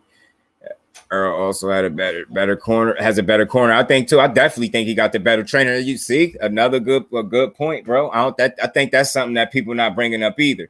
Now, who the better fucking trainer, bro? For real, man. Like, let's be honest. Who really be teaching a motherfucking fighter? Who really got like great chemistry with their trainer? Come on, man. I ain't saying Crawford and Bomac ain't got no chemistry or nothing like that. I wouldn't say nothing like that, but I just think Derek James is the better trainer. He hands head and shoulders above that dude. Spencer's a get back fighter too. When he get hit with a good one, he turn up. The difference between him and Bud, he just implement the game plan with more vicious intent. That's a fact too. And remember, Bud could be a get back like, oh shit, I'm hurt, I'm getting back, or I bet I'm hit. You got a little embarrassed. You caught me in front of everybody. Now I want to fight. Man, I'm gonna keep saying that because until you show me that you can consistently dominate or fight in the inside, and then again, like look at his max punches around was like 40 in a 40 somewhere. Spence shit hit like 90 or better. And I'm not saying like people saying you just think you're gonna just throw a whole bunch of punches at Crawford. You sadly mistaken. I get it. And maybe the work rate don't be as high as what it was with Ugas because it's a different challenge, a better fighter in my opinion. You know what I'm saying? He's still gonna work. When do name the fight where he don't work at the end of the day? Like he have his moments, like he ain't perfect. He get hit too, he lose rounds here or there. But show me the rounds where Spence get dominated. It ain't never happened. You never seen him lose round after round after round. You ain't never seen that shit. That's why I be saying who lost more rounds as a pro. You say Errol Spence, you full of shit. Full of shit. Come on now, we all know that's Coach James, hands down, no disrespect. And that's a fact. We want to be clear because we all about respect on Just Do. All about it because I want respect because I give it. So I'm going to always try to stay. I'm going to err on the side. But we just got to call a spade sometimes. Bomac a trainer, Derek James a teacher. It's a difference. Salute to my bro G5. That's a fact, bro. That's a fact. That's a fact. You know what I mean? And if anything, D James is both. You know what I mean? He got the 2-for-1. And then why I say the training part, because he actually in shape to be a fucking trainer. And he got the IQ and the brains to be a fucking teacher. You know what I'm saying? Whereas Bomac, all right, bro, you might have some shit. You might know some things. I ain't gonna say you don't know no shit. But let's be real. One is in shape to be a trainer and got the smarts to be the teacher as well, man. Miss me with that. That's all good. You're good. Go ahead. Appreciate you. Lady do. True story. Facts, salute. Yes, sir. Appreciate you, St. Louis. I watch the fights where Bud don't even listen to his corner. Talk about it, bro. Talk about it, man. And that's all I'm saying. And you know what would be interesting? Like, I hope when this shit happen, I hope it do get announced soon. I hope it's an October date. I swear I do, because that is gonna come faster than we think. I want it to be trainer tracks for that shit. Rosia, man. What's good, bro? Appreciate you sliding through, man. Y'all hit the like button, man, and subscribe if y'all ain't, man. Subscribe to the brothers that's in here as well. I appreciate all y'all coming through and, rocking with me. Said Bomac is okay shape. Circle is a shape. Yeah. Facts, bro. Facts. Stop boxing, just start fighting too much. And that's all I'm saying. And I just don't, against that particular fighter in Errol Spence with the style and how well he fights on the inside, I don't think that's advantage Crawford to oblige him in the inside. And like I said, you've seen it with the Kavaliauskas punch, bro. When he got hit with that punch, he went straight to clinching, man. He don't be fighting in the inside like that. And again, I'm not saying he never thrown no shots. He can fucking box his ass off. Let's be clear about that. Crawford is a hell of a fighter. I just think he a hell of a dog for what it's worth. But I just think that Texas dog got a bigger bite. Think he got more fight in him. I think he got more scratch in him. I think his bite is bigger. You know what I'm saying? That's just all it is. I think he got a bigger bite, man. That's it. That's all. and nothing personal. They go. If I'm wrong, I'll be the first one. I guarantee you, I won't go nowhere. I won't disappear off no fucking YouTube over being wrong about a fight. That shit is weird. And I damn sure ain't gonna stop speaking to y'all because my prediction was wrong. And if y'all want to kill me on it, y'all can feel free to do it. Shit, I could take it. Like, you know what I mean? That's the thing. Like, you gonna be wrong sometimes, and you gonna be right sometimes. But I ain't wrong a whole ton though. I tell you that. They say fuck us so the people who knows BCs can hear him. You crazy. You don't like the way he move. You should have seen that two-piece, that matching hat and vest that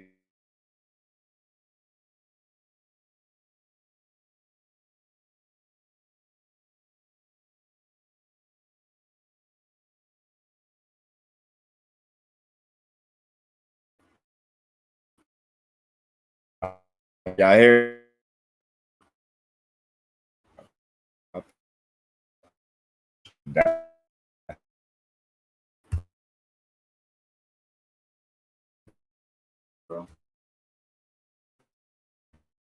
But rock with him. Everything go. Hope he get the money he want. Hope they could come to terms, and we could get the fight that we've been waiting for, man. Chopping. I'm gonna give me a second.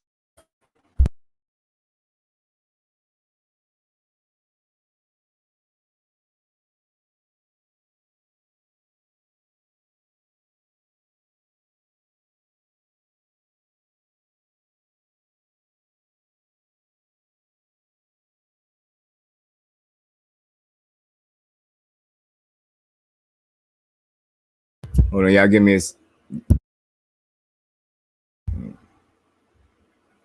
a quick second, y'all. Oh, is it back? I'm back. Is it still chopping?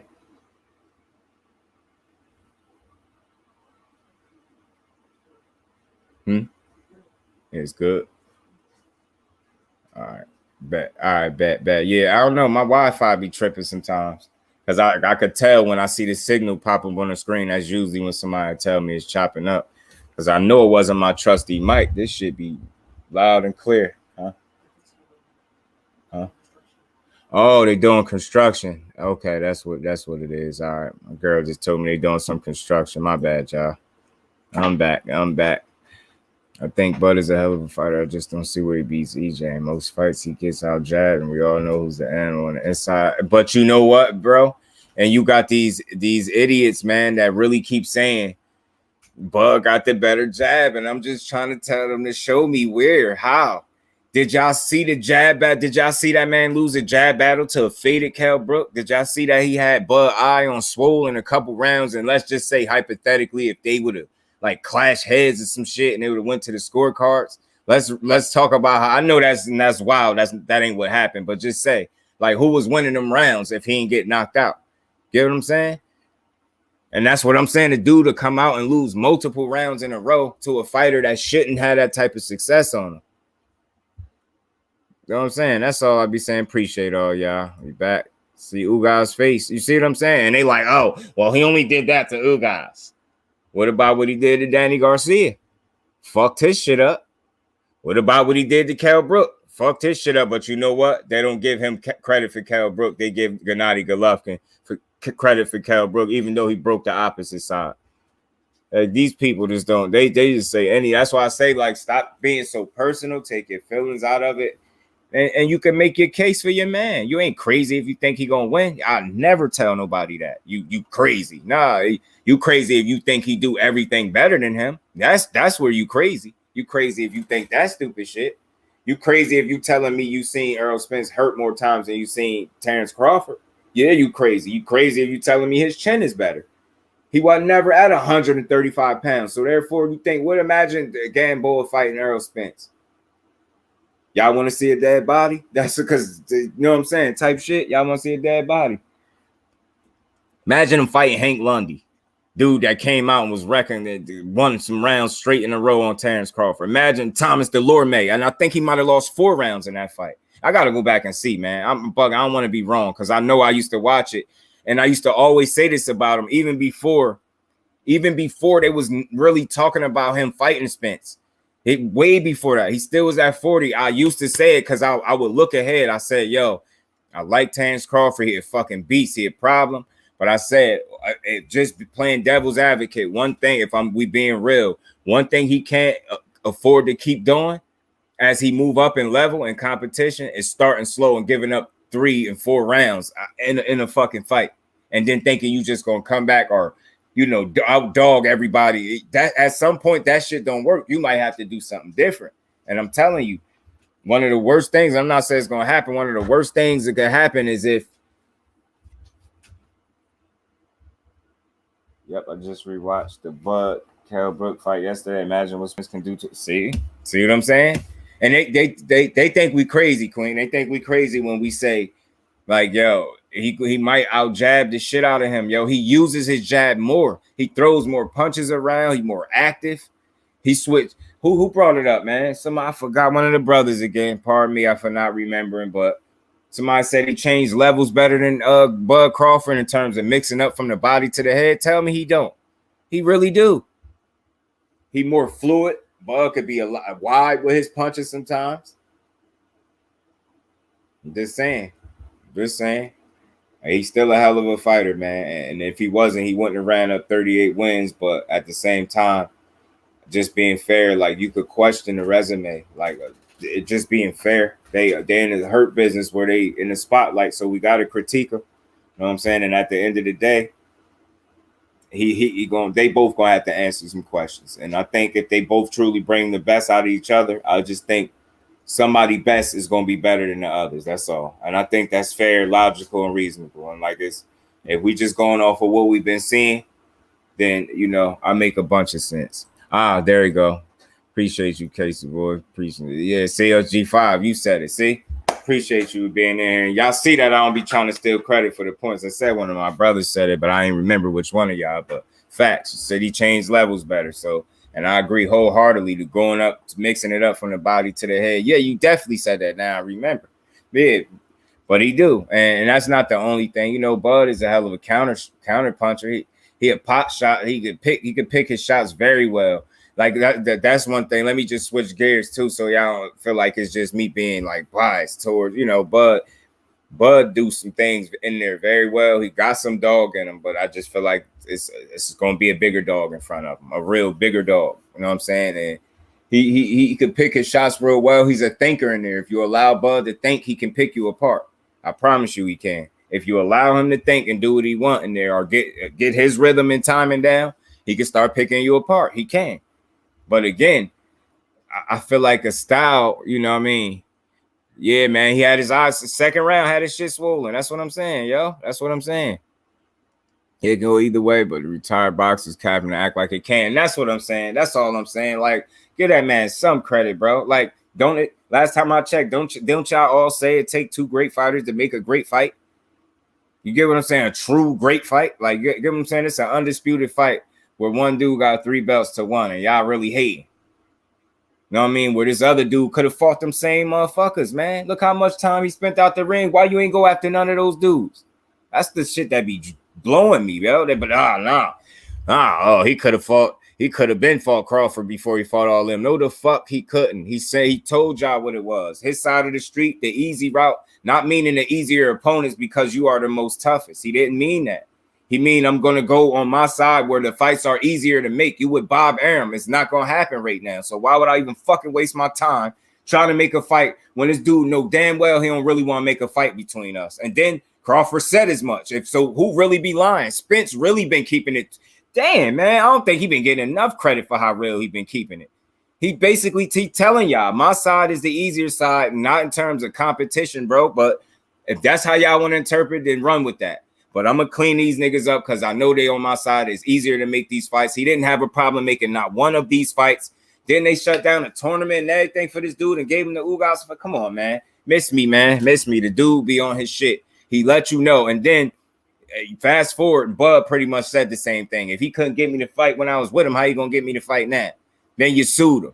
Get what I'm saying? Now he away from him. And now you hearing more buzz and more talk ever about a fight between them because he not with who? So tell me again why he ain't waste his time over that way. People don't know how to interpret information. They know how to just, come up with scenarios and talking points that suit their narratives and just run their mouth, man. But if you just being honest, you really assess or, you properly comprehended what that man meant, you would know he wasn't saying that. So I was on a panel earlier. The dude was sitting there running his mouth talking about, what he meant when he said that is, well, I know you're the toughest. You the toughest competition out of all these dudes over here easier than you. So I'm going to fight these dudes first because I know I could lose to you. So when I get to you, I'm going to try to get the most money I could get. I'm saying, yo, that shit was fucking mind blowing. How this dude just assumed all of that from EJ saying that. And he ran with it. He was passing it off as fact. I'm like, bro, that's an assumption. I kept trying to tell him. I don't know why you keep saying that shit like you got a point. And ain't nobody in the chat running with that. That shit sound crazy, bro. And Knockout was on there, and that's when I was able to back out because he was able to school him even more.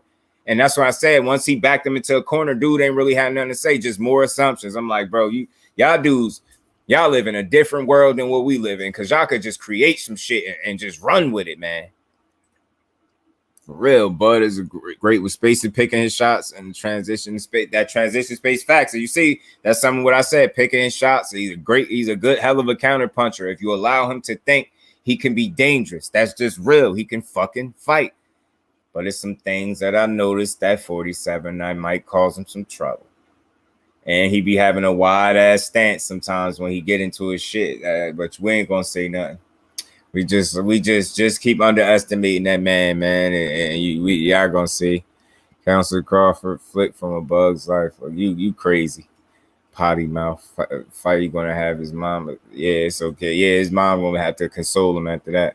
And then he did facts, yo, and that's all. Like, I think once you get down to it, at the end of the day, even when we're using our opinions, G5, like we don't pass them as the fact.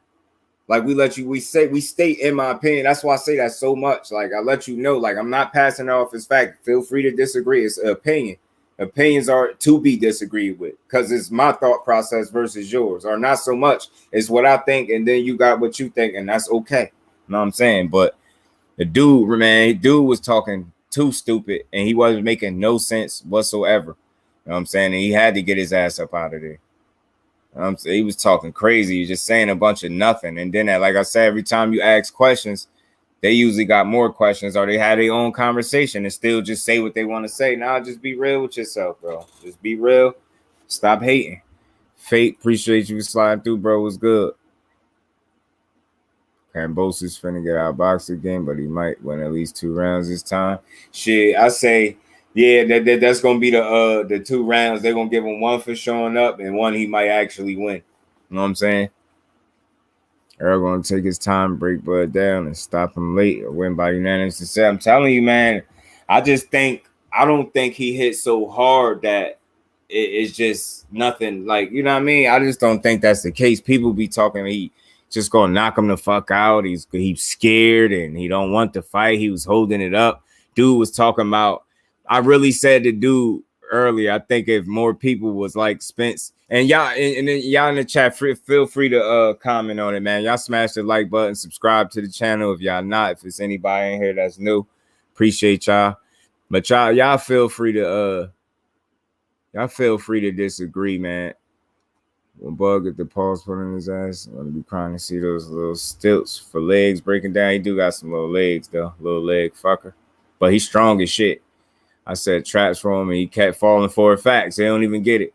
Bud doesn't have any defense. He uses his southpaw stance as his defense most of the time, and it's also his offense. But EJ is a southpaw, so that space is not there. And I'm glad you brought that up. DS, salute, bro. How you feeling? Appreciate you for sliding through, man. Y'all smash that button for you, boy. We just gonna keep spinning through this.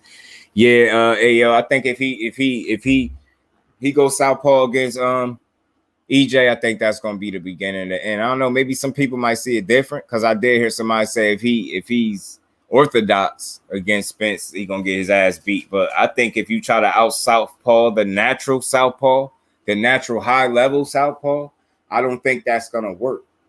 Get what I'm saying? Because I think, and y'all correct me if I'm wrong, I think the advantage that Crawford is used to when he switches southpaw, when he goes from orthodox to southpaw, he's usually probably in there with another orthodox fighter. So he's able to confuse them. And I'm gonna go a step farther. I'm gonna say something that I don't really been hearing people say. They usually, a lot of people just bring up he goes southpaw and he end up winning a fight like that. But how many of y'all remember? And I know y'all been watching this shit. How I've been watching it. How many of y'all remember? I forget that fight, but it was a couple fights, but it was one in particular where he went southpaw. Was it Roy Jones in the crowd saying, "Man, I don't like this. I don't like Terence Crawford switching southpaw." Remember, he kept getting tagged for a second, and it's like he adjusted, and then he started putting his work in.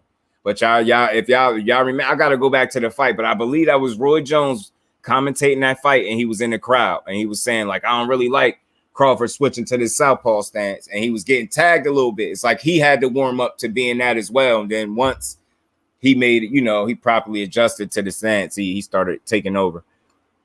Like Idre, 2 shots were out defending because he was getting his mouthpiece and still could continue easy. That's what I'm saying. Like, if the best you could do when you hit a dude in their face like that with a 2-piece is knock him into the ropes and him smile at you and be ready to beat your ass, and then not only be ready to beat your ass the next round. Like that, I know Ugas was looking at him. I'm telling you, he got back to that corner. Ishmael Salas was like, "Man, your Danis, that wasn't a good idea. He shouldn't have hit him, man." Yes, sir, Ben Israel. What's good, my bro? How you feeling? Appreciate you sliding through. Mean Green, he was fighting Mean Green. Yeah, man. Yeah, and he clinched. Soon as he got clipped like that, he went to clinch. When dude went in and attacked, and that tells you he's not that comfortable fighting in the inside. So even if he's gonna do it, it's not gonna be enough because he just ain't been doing it. And all that escaping with his leg shit, he ain't been using it. No fight at 47 could you point to where he been outboxing people in that way. He been spoiled with the level of opposition. And like I said, man, he got one belt when he first got there and was cool with it. Oh man, I don't care if you go southpaw, northpaw. You stupid. You know what he's gonna be doing the Spence catches stupid. Yeah, man. It's gonna be real, man. It's gonna be real. It's gonna be a good ass fight for sure, man. They're gonna bring the best out of each other. It's not gonna be one-way traffic, but I think once the deeper the fight go, I think it's Terence Crawford always in shape too, but Spence don't stop, and he could force you to, if he forced that man to fight at a pace that he not used to, because like I said, his highest punch output, I think highest amount of punches in the round is in the 40s, low to mid 40s or something like that, and Spence could get up to 80 to 90 and more punches around like he did against Ugas. Now I'm not saying that he got to get up that high. That's what people don't get. I think when they say his work rate, they just think he's just gonna be in there mindlessly just throwing punches and not being focused on the play. Nah, man, he set that shit up, man. And while he working, he used to working at that pace. So while he working, he thinking and removing your ability to think. And then he gonna force you to make a mistake because he's forcing you to do something you're not comfortable with. Advantage EJ. It's simple math. It's not that hard to figure out. It's not even that hard to say. That's all I'm saying. They don't get it. Like when I hear somebody say, "Man, y'all think he just gonna get in there and throw all these punches?" He not, man. He ain't gonna do that. I'm just like, all right. When do Spence show me the fight where he got in the fight and he didn't do what he wanted to do at some point? And I ain't just saying because he undefeated. I'm just saying in terms of the approach to the fight. When he wants to engage and fight, he's gonna fight you. And if you oblige him, Sean Porter did a hell of a job fighting back. Not to mention that Fat Camp, that's another story. We gotta get into it. He still won, and that's what I say. He fought him. Some of it, a nice portion of it was Sean Porter with his quick feet and forcing Earl to fight. And then I think the other part of it was Earl obliging him and said it before the fight. I will fight you the way you want to fight, and he did it. And I appreciate it and I respect it. Gino was here. Kambosos doesn't deserve a rematch. He won't win. Nah, that's a fact. I don't know if you subscribe, but if not, hit that sub button, hit the like button, come join the family, bro. He has unlimited stamina to be working hard for this, and people think he's gonna get stopped. Yeah, that's what I'm saying, man. And that's another thing too. I want to say, like, that's part of being able to take a shot too, being in great shape. And a fighter will tell you that themselves. So personally, they'll tell you that. So just think of the shape we see him in right now. Like, ain't it crazy to say that what we just seen potentially might possibly be some of the best shape he's been in his entire career, and that was off 17 months. When you put the 17 months, yo, that's close enough to 2 years, man. That shit is ridiculous. We ain't gonna even talk about the other car accident layoff. We just talking about the retina. It's 17 months from that. Look at all the time out of the ring, man, and just to be able to come back and perform at that level. And then dude was making a case too, talking about some I know some people in Texas, man. I know some people down in Texas, man. They wasn't even happy with that performance like that. They said if EJ fight like that against Crawford, he gonna lose. You know what? I hate when somebody tell me what somebody told him from. I don't give a fuck if he was from DeSoto, Texas. God damn it, I don't give a fuck. I don't care where he's from. You act like you spoke to the whole fucking state of Texas, bro. You act like you spoke to everybody that night, like you spoke to a couple people. And those are the people that probably ain't strong-minded enough to think for themselves. Those are the people that's probably focusing on that two-piece he got hit with, saying, man, he can't do that against Crawford. You're going to lose. Don't worry. He won't do that. He won't do it against him. He won't. He has a limited stamina. That boy be working hard. People think he going to get stopped. That's what I'm saying, yo. Yeah.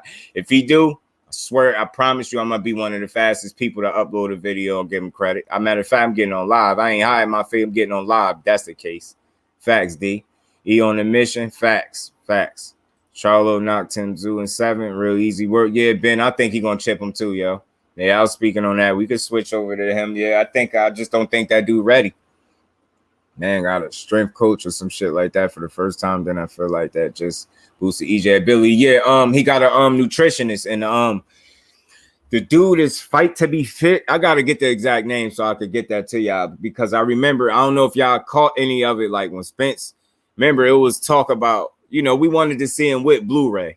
Like, we don't mind, like, we not saying that's the only dude for him, but it was like we understand the shape that he was in when he was with that dude. And if I'm not mistaken, every fight that he fought with that dude, I think they had all knockouts.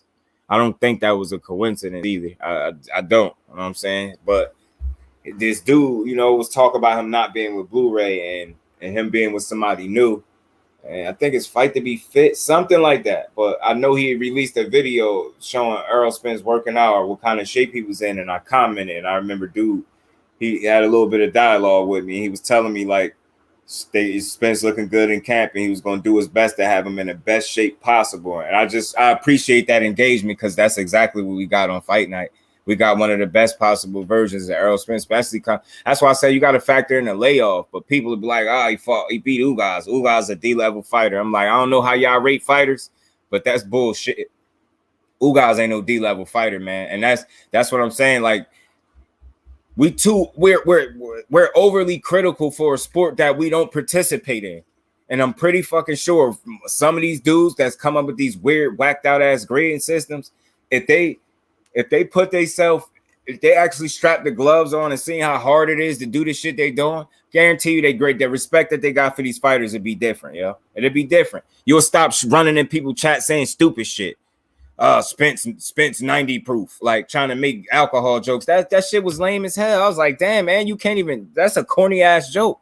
Like, when a joke that corny, ain't even worth the diss when a joke that corny. You get what I'm saying? You could have just kept that to yourself. Now you in the chat looking stupid. Nobody laughing at that. Spence 90, Arrow 90 proof Spence or some corny shit he said. I'm like, man, get your weird ass on, man. Y'all when people don't keep in mind, I question you as a fan when you start allowing yourself to get that personal and you're serious, like you really like. It's a difference between saying shit and just making a little joke. Some people be joking seriously, if that makes sense. Like, they spitting jokes out of there, but they dead serious. They ain't got nothing good to say about that dude. Do y'all realize y'all be joking about a situation where he could have lost his life? Like, people really just weird to me. I don't get it. You'll never hear EJ fans or EJ supporters. It ain't gotta be. You'll never hear true boxing fans making jokes about Terrence Crawford getting shot in the head. That shit ain't funny. What's funny about that? The man could have lost his life. Ain't nothing funny about that. Know what I'm saying? So it's like, that's what I noticed, man. Like, I noticed it get real personal when it's EJ. And then even with the Hall of Famers, it ain't even just the fans and supporters of Bud, it's the Hall of Famers. They was getting personal a little bit. Like Case of Wood said, man, he said somebody brought up the DUI. Like, that's lame as hell. That's the low-hanging fruit, man. Let that shit go. I could see if he was still struggling with that and making mistakes. Know what I'm saying? He learned, man. He learned from his mistakes.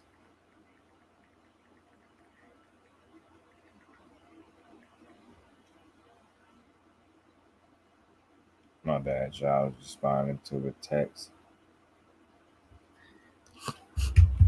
And that's what I'm saying. That shit ain't funny, and that's like that's when I start to question people as boxing fans, Queen, because you start allowing like just a good dialogue or a healthy debate, however you want to look at it, start making y'all be personal with a dude. Like, think about it, because I know goddamn well if y'all was in that dude's face, you probably be wanting an autograph or a picture, or you'd be smiling and happy to see him or some shit. I know it. I see people be on that all the time. Y'all got so many jokes. Y'all same ones. Y'all probably seen every fighter here. He's probably won his autograph. Probably already got his autograph somewhere. Fighting is hard. The pressure of being in the ring makes you tired. Yeah, pressure alone. Facts. Then let alone your opponent. You know what I mean? They talk, but they never been in the ring. Don't feel what fighters feel, risking their life. And that's what I'm saying. That is why I'm telling y'all gonna hear me mention this a lot, because I'm still new. I'm 6 months in over here, man.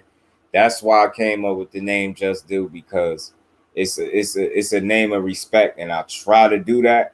I'm not always gonna be perfect, but I try to really shoot straight down the middle, and I try to be as as fair as possible. You know what I'm saying? As realistic and logical as possible. Like, it's not, y'all don't have to agree. It's not for y'all to agree with everything. Like, I like to hear what people think too, but I don't know. That's just why I approach situations the way I do. Like, I try to, you never know who listening when you sitting up there on them rants and you making it all personal about these fighters, and everybody's a bum, everybody C and D level fighters. Like, just never know who listening, man. I just think it's a responsibility to try to be mindful, man, of the sport. Like, you want to use your voice to be a positive voice about the sport, like, and be productive and try to like grow it in your own way, and like move the sport forward with just being responsible with the content that you put out, and the things that you speak about the fighters. Like, don't get me wrong, like,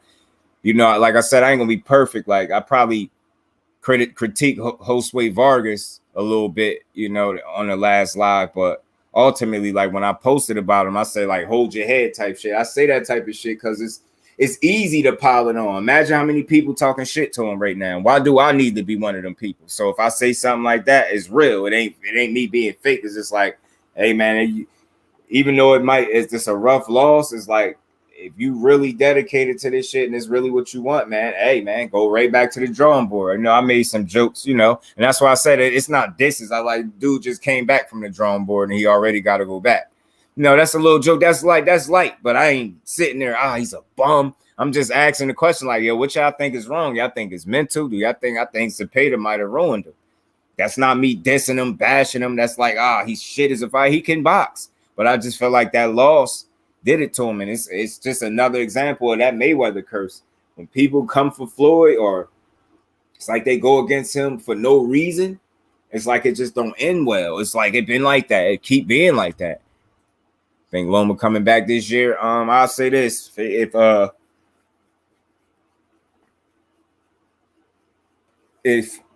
Kambosos don't get this rematch, like they saying he gonna exercise, he looking to activate his rematch clause. If he don't get this rematch, I see Loma I see Bob Arum trying to slip Lomachenko in there to fight Devin Haney to get them belts. And like I was saying earlier before you came in here, I think the reason, like one of the reasons why, I mean, it's already what Dev was willing to do. Dev already put it out there that he was willing to take whatever and go there. Like, I'll take what you offered Loma. I think Bob seen that as an opportunity to get multiple fights out of Dev, because he seen his hunger, so he kind of took advantage of that to an extent. But it was like a 2-for-1 kind of deal. If I could get this dude for cheap money, because he already said it. He said it ain't about the money, it's about the legacy. So if I get this dude for cheap money, I could get him to Australia and get him beat. Then I could slip my man. Do you know the one-way rematch clause? If Kambosos would have won, Devin Haney would have had to kick rocks.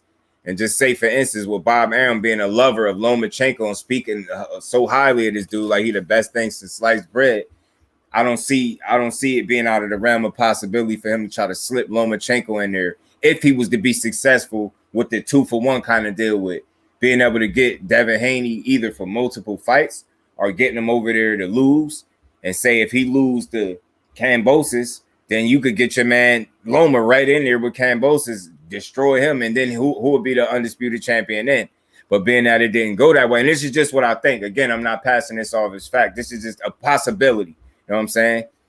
But then being that it didn't work that way, and now he beat him so convincingly, and nobody really want to see the shit. It's like nobody really want to see it. So it's like, all right, well, maybe I could slip Loma in now. You know what I'm saying? Kambosos ain't get the job done. Bob probably don't want to take his ass back to Australia anyway. And he probably want to slip his man back in there. He wouldn't want nothing more than for Lomachenko to be the undisputed champion. And somebody made a good point, which is why they probably still got him so high up on the fucking pound for pound list or whatever pound for pound list that he was still on. That's why. So when he get a shot, it don't look like it's crazy. Like, oh, well, at least he's on the pound out. That's subjective ass list. We all know that shit is bullshit. Yeah, Dev versus Loma, good technical fight. Facts. And I'm favoring Dev in that fight. You can probably learn something watching it. Facts. It's real. Damn it, man. Thrill Hill, appreciate you, bro. Appreciate you sliding through. How y'all feeling, man? Y'all smash the like button if you haven't. Loma's a good fighter, but they really tried to create him to be in a great fight. Yeah. Facts. I always said that. Manufactured greatness. They try to force feed us Loma. That's why it's people that don't particularly favor him too much. You know what I'm saying? Or don't really care for him. They don't dislike him or don't think he can't fight. It's not that. It's like, for me as a supporter of the sport, let me see the greatness. Let me see it. And then tell me about it as it comes. Don't force it to me. You know what I'm saying? And then it's like, look, man, I know losses happen. It's not the loss. It's how you lose sometimes and who you lose to. And like I said, I get it. Losses happen, but I'm just saying based off of how great they passed him off to us, how great they sold us to him. Like, they sell him as being so great. I think if he was that great, I don't think he would have lost to Orlando Salido. If he was as great as what they told us, I don't think he would have lost to Teofimo. If he was as great as what they told us, I don't think he would have, a 16-2 record, is it? If he was so great, the way they say he was, and I don't mean he's not damn good, because he is, but if he was as great as what they're selling us that he is, he wouldn't have 2 losses in under 20 fights. And could y'all imagine? And people do all this. Oh, Loma deserves this. Oh, so what he lost? It doesn't matter. I heard somebody say the fact that he lost don't matter. Okay, so let me say this to you, to this dude, and even though he ain't here, I'll just say this to that though. His loss don't matter, right? Okay. So could y'all imagine? Devin Haney having a 16-2 record and being on the pound for pound list? Could you fucking imagine it? He wouldn't even be up there if he had 1 loss. The only reason he's up there now because you gotta give it to him. Anything less will be hating, and they know that. You get what I'm saying? So they gotta put him there. But could you imagine him being on a pound for pound list with a 16-2 record? Could you fucking imagine? He wouldn't even be in a conversation to get no undisputed fight. They'd be laughing at him like, yo, you lost. That'd be the main thing he's saying. You lost already. Loma tried to be great. He started a little late, at like 25. Yeah, I think he turned pro maybe at 26. I thought something like that, but because he wanted to beat up kids for a living. That's all. He wanted to beat up kids. Yep, too long. OTB, my bro, salute. How you feeling? Appreciate you, TWT, for sure. How you feeling, my bro? Appreciate you sliding through. And that's all I'm saying, man. So that's really what it is. Just imagine that. And I don't think nobody in here would think that. Like, that dude he wouldn't even be in the runnings for a fight like that. And that's why I say, like, what makes y'all say a loss don't matter? Like, I get what you're saying. Like, I mean, I say a loss don't matter in terms of that's not going to be the reason I never watch you again because you lost one time. You know what I'm saying? Like, it's plenty of fighters that lost multiple times. I continue to rock with them because it just is what it is. I'm set up different. I don't, jump shit the first time you lose a fight or two. Like, I still rock with you as long as you continue to try to fight. You know what I mean? But like I said, just imagine Devin Haney record being 16-2, him having 2 losses before he got 20 fights, and we sitting here talking about how good he is, how great he is. Not one, twice. And if you was so hurt, and I believe he was hurt in the Lopez fight, but you shouldn't have took the fucking fight then, bro. Yeah, I think it's who they lost to and how they lose. You know what I'm saying? But in his case, I'm just saying, look at the fact that, look, he lost early. Look who he lost to, a dude with like what 13 losses in Salido at the time or some shit like that. Like he lost to that guy. And he lost to an undefeated, guy in Teofimo or whatever, but I ain't killing him for the Teofimo loss. But again, like, remember how great this dude's supposed to be. I damn sure don't think he would have lost to no damn Salido if he was as good as they said. And how they lost. Facts, 100%. That's what I say. It's how they lost and who you lost to. You know what I'm saying? And I think he just think he showed us some vulnerabilities early, man. Like I said, man, you give just about any. Imagine who else? Not even him. Imagine if Tank record was 16-2. I don't care if the 16 wins was all knockouts. Imagine if Tank had a 16-2 record. Think he'd be anywhere near the pound for pound list? Imagine Shakur Stevenson, because he got exactly 18 fights. Imagine if in them 18 fights, 2 of them was losses. Would he be anywhere near a pound for pound list? That's why I be saying people don't get too bent out of shape. I know I get worked up sometimes saying it because that Naoya Inoue shit be blowing me. Number 2 or whatever the fuck they had him at. I'm like, man, they just won't stop with this manufactured greatness and forcing these superstars. Stop force feeding us these fighters. Let us just recognize their greatness for what it is. We true boxing heads, true boxing supporters. We're gonna recognize their greatness. You don't have to manufacture it because we're gonna call bullshit. And you that's how you turn people off from the fighters. Norman shouldn't have took the fight if he was hurt. That's what I said, yo, because to my knowledge, I hear something like, remember Manny said that when he went against Floyd, the shoulder or whatever was fucked up. But if to my understanding, I hear like if you fill out, I don't know, paperwork, they ask you like, do you have any injuries and shit like that, and I guess they say he checked the box like saying no, he had no injuries before the fight. So, because I don't know if y'all ever heard after that fight, there was people was talking about suing or something for their money back. I don't know how much traction that got, but I did hear people mentioning that, and they were saying because he cheated them out of an experience, or he told people he wasn't hurt and he actually was, type shit. Yeah, they would clown, they had killed Tank. Boy, you got less than 20 fights and you done lost twice, and one of them was to a dude was an accomplished journeyman at best. No disrespect to him. Accomplished journeyman, you got 13 L's or whatever it was. I should just go back real quick and look at it, but I'm pretty sure it was somewhere it was double-digit losses. That shit, wow. Damn, you was that good, and he low-blowed, and then no, use the Matrix, right? Why you ain't dance around him? Why you ain't Matrix around his ass? Why you ain't just dance around him and Bull and Matador him like you was doing some of them other little motherfuckers you was beating up? This is what I'm saying, man. Like, that don't mean he ain't a hell of a fighter, but he took them losses fast for me in terms of how many fights. Like, nah, bro, hell no. And you fought little ass motherfuckers, made Rigo jump up 2 weight classes. You wouldn't fight him where you naturally should have fought him at. It's a lot of little shit with him, man. He been having it his way since he been having it his way. So real, that's one of the only dudes. I'm one of the only dudes. Let's do, come on and go easy on my guy Lomo. That's your dude. I like Loma though. I mean, I don't dislike him, but I dislike the way they push him and pass him off being so much greater than everybody else. That's my problem. Like, you get what I'm saying? That's where me as a supporter of boxing kind of turned me off. Like, come on, dude. He was that good. He wouldn't have lost in no damn Salido. But I rock with Loma though. I do. I think he nice. He a hell of a fighter. I favor Dev against him though. And I think Tank could fucking hurt him. I really do. Because I think they underestimating his boxing ability, and he'll show him something. He ain't gonna cur out. Just do that amateur nonsense about Lamb. Yeah.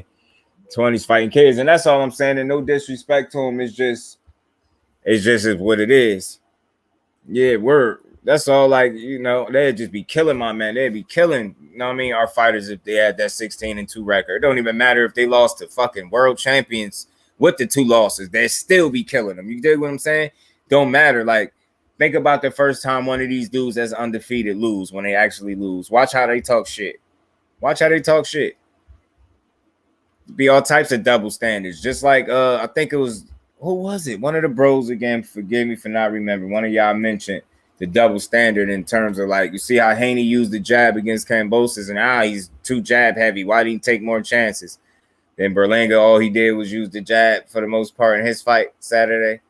And it was all, did you see how good he's using the jab? It's like, man, shut your ass up. I seen how good Haney was using the jab, and I seen people complain. I heard people complain about it. You know what I'm saying? Now, you know what I think of Tank Lullaby all fire. Yeah, man, that shit, that guy get the power. And the fact, if not just that he can box, I think people continue to underestimate his boxing ability and his IQ. I do. I really do. Like, I think some people will see that Rolly fight and be like, well, you see how he fought with Rolly. He only landed this many punches. Like, yo, bro, Rolly was punching hard as shit. And from what I heard, they said it was about 165 in that ring. Just think about something, right? They supposed to make weight at, the 135 limit, right? Just say if Rolly made it exactly, it was exactly 135, bang on. And then he come in the ring 165. That's 3 pounds away from a super fucking middleweight. You understand what I'm saying? Actively, with no headgear, not on no sparring shit. It's a strong motherfucker. He done rehydrated, and Tank knew that. So he said, oh, you strong? Oh, you strong too. I said, oh, you punch? You punching? I know I'm punching too, but you know what? I could box, and I see your feet can't match mine, and your IQ can't match mine. You know what I'm saying? I'm out thank you. And then when my shot present itself, I'm taking it. And that's what happened. Loma's good. The matrix stuff, they only work in a tight space. Devin will pick them apart from distance. I think so too. That height and length will cause some issues. And he only the matrix against them little dudes. Little dudes are motherfuckers with feet, slow feet. Now he could play with them. They feet slow. You can't keep up with Loma and them angles and his foot speed. Then he could be the matrix and dance around you. But if you somebody that got educated and good feet too, and you know how to move them bitches, you don't got cement bricks for feet, he won't be no matrix, and you'll notice the fights will look more competitive. Even if he win, the fights are more competitive when he ain't just dancing around his opponents with ease. But did you talk about the guy with you talking about Joe Cordina and Kenichi Ogawa, right? That's what you talking about? The Joe Cordina cat, the one that called out my fellow Jerseyan, that Newark native boy that he don't want no smoke with. And Shakur told him immediately, I will go to England and fight you. If that's the fight, I think that's Kenichi Ogawa, and I think so if I ain't mixing them up. That's who Joe Cordina fought, right? Old media does turn you against fighters with that favoritism. You see what I'm saying, Kurt? That's all I'm saying, bro. And then that's why it's up for us to use our voices and push the right kind of narratives. You know what I'm saying? And yeah, ain't nothing wrong with having a favorite, but just be fair. Like, I hear some people admit that they're fanboys, but they still logical within their fanboyish ways. Like, they still could be fairly logical. They just heavily favor and like the fighter, and they don't mind admitting to it. I can respect that, but they still fairly logical. It's the ones that are delusional and don't realize when they blot out all the facts to make their talking points and narrative stick. Then you know what I mean. He did beat Russell. Oh yeah. Loma, yeah, he did. I always said if they gave Russell the credit for that knockdown that it should have been. I think it was the 9th round. I think it was. If y'all go back and watch that, y'all could just type it in y'all YouTubes and shit. Y'all see that Loma versus Gary, the 9th round. I think that's where he got the knockdown that he didn't get credit for. That could have changed the fight. Then he was weight drained, but that's not Loma's fault. Loma did what he had to do. Respectfully, he did. Loma wasn't hurt against Tszyu because he was seriously battling in the late rounds. Yeah, he won once he started fighting back with 2 hands. He won every round except for like the last one. But he was too much in a hole to And Russell a beast. Yeah, Russell a beast. He just wasn't that night. He was weight drained. But he said it. Something was with the scale was off. He was drained. So he got up in there. He was drained. His power was gone. That's what I kept asking. And this is before I heard him say anything. I remember watching that fight and I kept saying, where the fuck is Gary Russell power at? He don't look like he hitting hard at all. And then you fast forward, you get the info. He wasn't his best. And it's all good. And Loma should have did better than what he did, but he didn't. But he got at him. He got at my boy. He won't give him that rematch though. So no, he wasn't injured. He was coming off that. Yeah, and Loma. I say the reason why I initially thought it was bullshit. I called bullshit on the injury, but then I seen the picture with him laid up with the bandages in the hospital and all that. He actually got the surgery, and then once I seen how, even though it was like he kind of fought the same fighter twice, I think it was impressive the way he beat Nakatani. I thought that one was more impressive than Richard Commey because he was too arrogant in the Richard Commey fight, taunting and basically asking his corner to stop the fight. That's mad arrogant and disrespectful. And his weird ass ain't get the stoppage for that. And I only call him weird because he's being super arrogant right there. And even Andre Rozier said he's arrogant as hell to do some shit like that. No excuses. Loma should have. Nah, he shouldn't have. No, he shouldn't have took the fight to me, Zoom. If he truly was hurt, which I thought he was in hindsight now, seeing it, like how he was bandaged up in the hospital, I don't think he should have took it. Guy was supposed to be wanting to fight Shakur, wanting to see it, but he got caught. He's humbled. Good, but that English fighter, good. Yeah, that English fighter get his ass beat, Fate, and I hope we see it. Because it's a couple dudes. Look, it was supposed to be Emmanuel Navarrete and Shakur. It was supposed to be the Monica Salute Queen. Appreciate you for sliding through. Always better late than never. How you feeling? I appreciate you. I believe he's the only one to ever stop Nakatani. Facts. He is. He beat the fight out of him too. Yeah, it did. I ain't like that. Yeah, he was too cocky, and that's what I'm saying. Then all that it cost you. You didn't even get the knockout, asshole. You lucky Commey ain't have enough skill and technique to land his power. Like he's limited at that. He has power and some skill, but it's limited. Like he got them slow feet. That's why I said Loma fought the same person twice in a sense. Again, I know they don't fight the same, but I'm just saying in terms of what they lack. They both got slow feet. Nakatani feet is slow. So is Commey. They both have power, but they're limited in terms of being able to land the power, having the skill to really be able to land the power on a high-level boxer. You know what I'm saying? Like, whereas Commey was able to land on a dude that beat Rolly, that Jackson Martinez guy that beat Rolly and didn't get the decision. Commey fought him like the next fight or so down the line and knocked him out in like 6. So you see what I'm saying? Against a certain level of opposition, he's able to land that power. But Loma, he was too defensively sound. Like I said, he got great feet. If you can't keep up with his foot speed or his feet, period, and he's able to, get them angles going, good luck. It's going to be hard to deal with him. But no pushing the narrative. I feel like Loma's good for boxing. He's almost an interesting fight. Yeah, he's good. And again, so I'm clear, Zoom, it ain't him. It's the people that push him. And some of it is, I get it, because it's marketing and promotion. Like, I get that. But don't force feed them. You get what I'm saying? Don't force feed them. Like another one they did that with. I mean, I know she did some great things with the Ronda Rousey shit. They was doing it with her. Like, you get what I'm trying to say? How they push these fighters down our throat? They force them. Like, do you see this? And to the point where the double standard and the bias be so clear, whereas like when Loma be doing the bull and the matador shit and playing around, they cheer him, to applaud him for that. When he was calling it for Andre Rozier to stop the fight for Commey, they applaud that. They cool with that. They laugh and cheer. Oh God, you can look at Loma. Like, let somebody else do it. They'd be talking all types of shit. And that's what turns us off. It's the double standard and how people force him to be the best. Like when we know that's not the case. Them angles, yeah, them angles be serious, man. Loma is good if he only was bigger. Yeah. He was definitely shoved out this. And that's all I'm saying. You could have just let him come in there. You could have been big on his amateur wins. Let him do what he was going to do, but it's all good. But at the end of the day, just don't force feed us that he's a superstar. You get what I'm saying? Don't do that. Appreciate you, Monica. Appreciate you. A little support, and God bless you always. I appreciate that. Appreciate you, yeah, man. But yeah, so that's just so I'm clear. That's what really me. I think I speak for some of the fans when I say that's what be turning people off a little color. Yes, I appreciate you, Queen, for sure.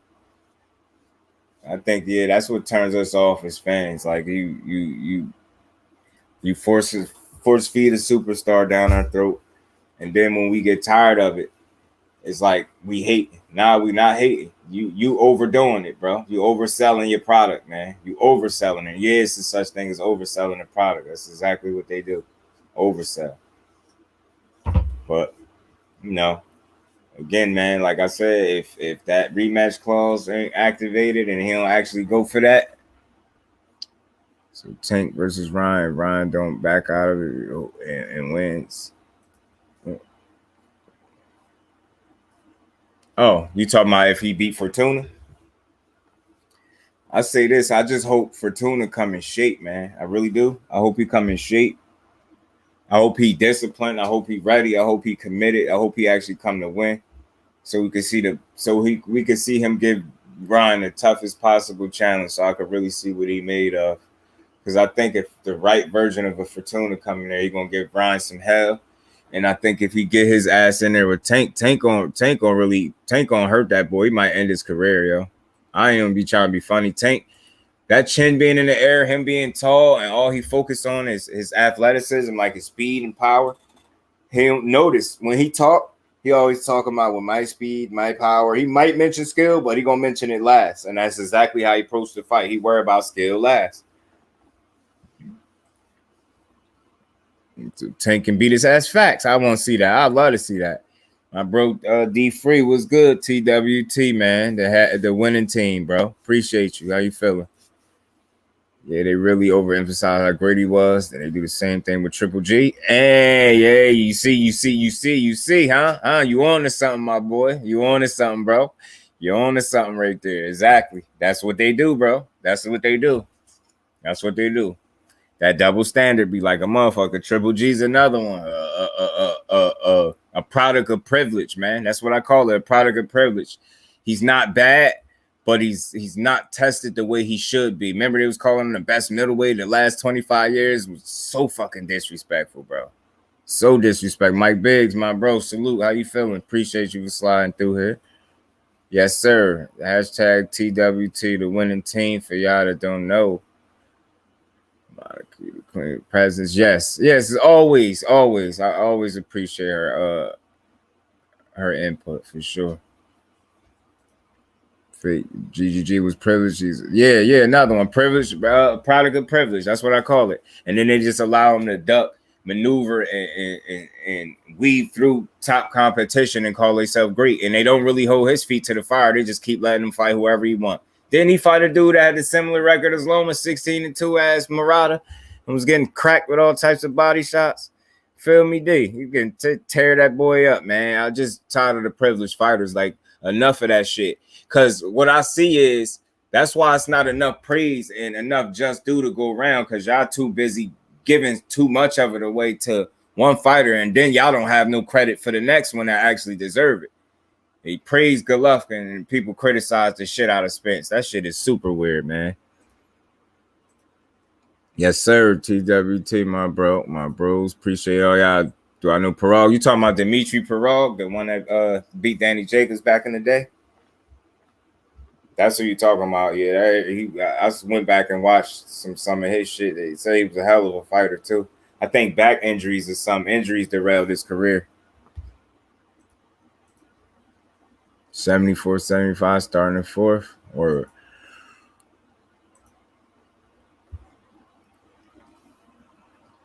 appreciate all y'all sliding through here. Yeah, Fave, you talking about Dimitri Parag though?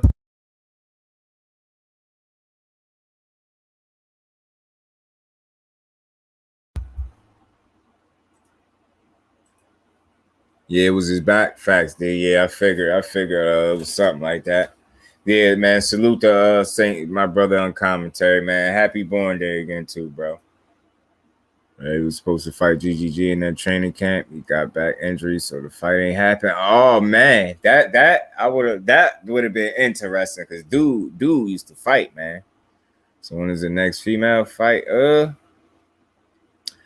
know Amanda Serrano going back down to her original weight class, I think, to defend her belts. I know that's coming. I gotta look, man. I hope we get some confirmation on Clarissa Shields and Savannah Marshall. I truly want to see that.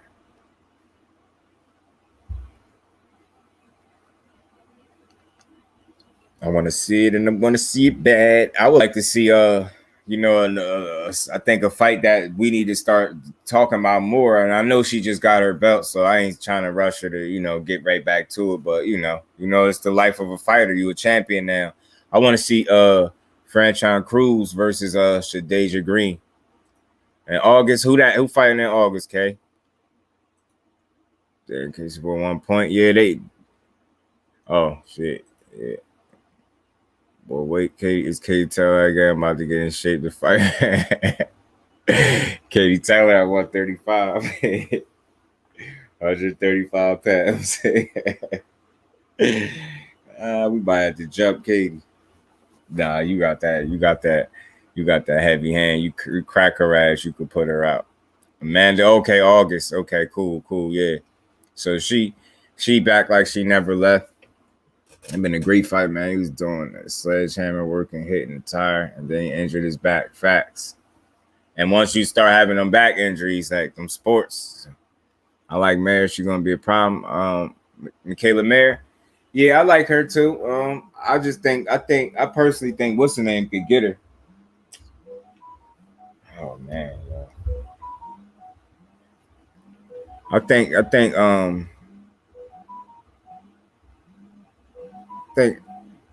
damn, my bad. I just lost my train of thought. My phone distracted me. Yeah, I think what's that? Her name is slipping me right now. Alicia, my bad. Alicia Bumgardner is gonna be her. That's a barn burner. Which one? Which one, D? Damn, I gotta stop eating at this point. Yeah, she 135, man. Charlo wins and Devin washes him. Facts. Yo, at the end of the day, that's exactly what's gonna happen.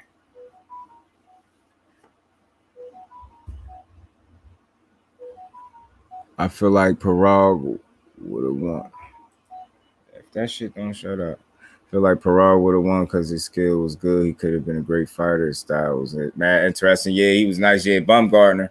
I got Bumgardner in that one. I could be wrong. People feel like Mayer going to box her head off, but I don't think so. I think Alicia athleticism and her jab, she got a hell of a jab too. I like her. She got flavor. Period. Like that's the best way. She fight with rhythm, man. I like how she fight. She's an athletic fighter. I ain't, that one loss. I'm not nailing her to the cross for that. I think she's much improved since that one loss. We're gonna put all our money together on that shit. That's a fact. K. Dead free. DOD free. Thank you, bro. I appreciate you. Definitely want to pick on to this YouTube shit. Like, yes, sir. We the family over here. We got you. I know it. Yeah, know it. Yeah, Tszyu gonna get his ass beat, man.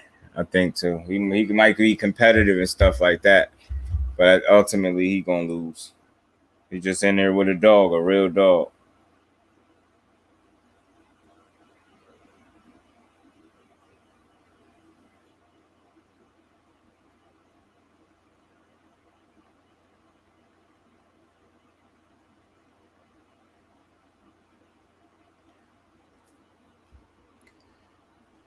My bad, y'all.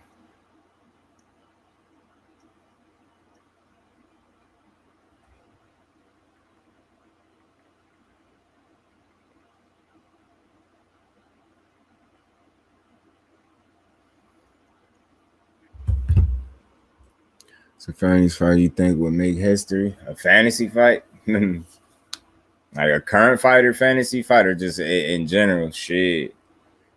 Because it's sad to say, but shit, AJ and Wilder it makes a hell of a history to me. I still think that fight could do something.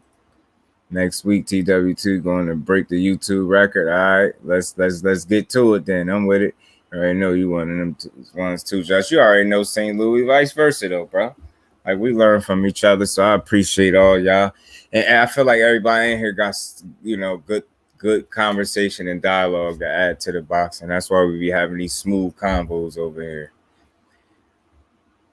I appreciate all y'all good brothers. Would you watch exhibition fight between Ali and Shields? Hell yeah. It wouldn't have to be an exhibition though, because Clarissa's still active, so she had to come in here with a real fight.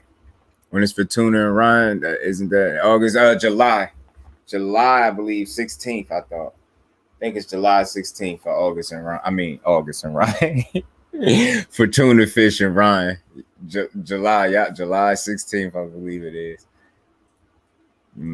Fortuna Fish. And I just hope Fortuna Fish come in shape, man. He come in shape. Hope he ready to fight. Because if not, I'm gonna be pissed off. I just want to see. I don't want to see him get nothing easy. Nothing. That L with that. I don't want to see nothing easy from that kid. Get in there, get your ass beat. or get in there and get that work. Stop calling for just subscribe. Great boxing commentary. Appreciate you, bro, man. Welcome to the family, man. You know, we do this all the time. We had some good conversations over here. Yeah, for tuna fish. I had to call him, man. I just one of my just a little jokey joke. Nah. But if he in shape, and he coming to compete and actually try to win and not be an opponent, he could give Ryan some problems. I don't know if he beat him for sure, but I say he got the kind of style he can make the fight ugly. If he able to do that and knock Ryan off his rhythm and not let him just, you know, do what he want, have his way, and like, you know, walk him down type deal, we could see an entertaining fight. But he definitely ain't beat no Tank. I'm gonna just watch the highlights of Ryan. He got me tight last fight. Yeah, just watch his highlights, right? Facts. Just watch his damn highlights. Yeah, July 16, Kurt, for him. And he seeming like he ain't gonna pull out. Somebody just posted a training video talking about him looking impressive. That's just for clicks. Because you watch that, I guarantee you, for every second you spend watching any training video of Ryan Garcia right now, you're gonna be pissed off you watched it. Facts. Ghost gonna work out the you know what I mean? The actual factuals. You know what I'm saying? He gonna work out the actual factuals for you, and you gonna be all right.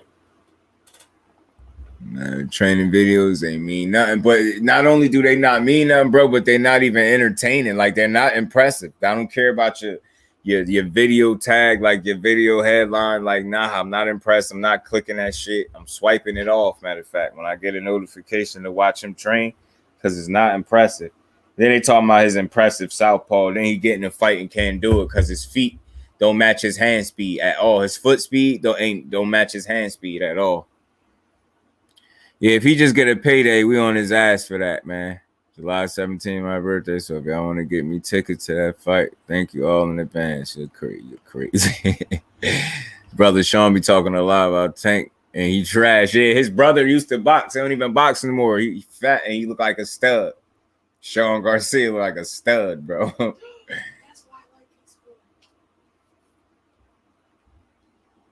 Mm-hmm. Yo, if you watching training videos, you don't need to see the fight because that's exactly the same thing. Except for the training videos, more entertaining than his fight. Facts, because he gonna hit that bag way more than he gonna hit that opponent with his lack of fucking punch placement. Let me not say that he a pro boxer, he's just not on that level. Nah, I know what you're saying. Yeah, I know I try not to call him the B word, like, but nah, Sean Garcia is not good at all. Not good. Forgot who he was talking crazy to when he was boxing. Somebody that I know would have whooped his ass if they'd have fought. I forgot. Was it Raymond Ford? Raymond Ford, another Jersey head too, man.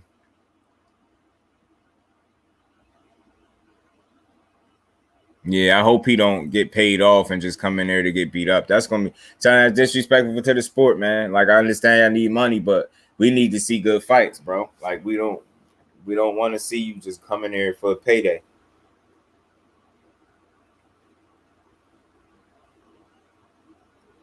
And we could tell if that's what you're doing too. So don't think we can't tell. Don't try to pull no fast one because we on it. We could tell, bro. Don't do no fuck shit like that. 8-point Warrior League. Yeah, that's probably where they win it at, K.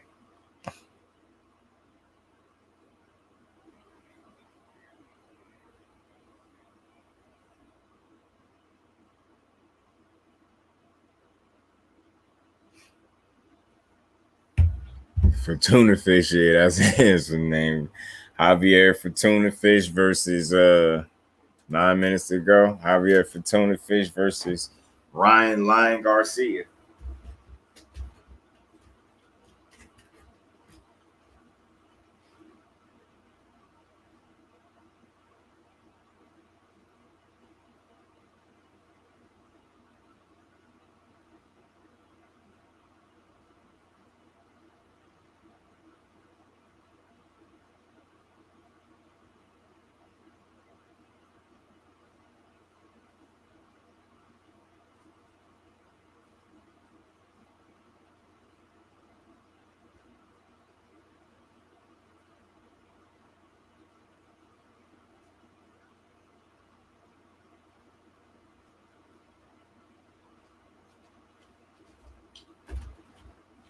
My bad, y'all.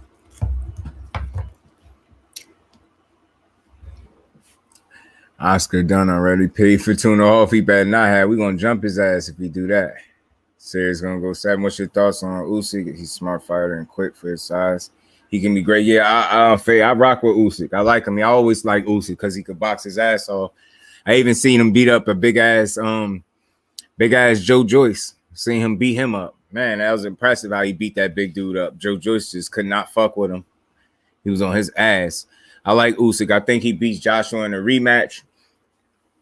I think Joshua's problem is not his trainer, because I think I heard some whispers of him picking Robert Garcia. I don't know how factual that is. I did see the reports, but I don't think it's a training thing with him. I think it's an identity issue with Anthony Joshua. I think he's stuck between if he should be a fighter or a boxer, if you get what I'm trying to say, because Usyk turned him into a boxer.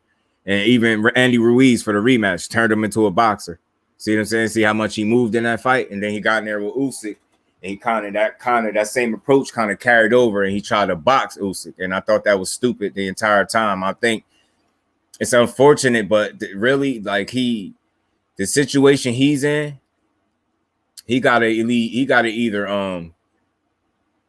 come in there to destroy you or just lose. Like, you gotta either go for it or lose. You know what I'm saying? He gotta lose. He gotta go for it. He really gotta go for it. Need to be a trainer.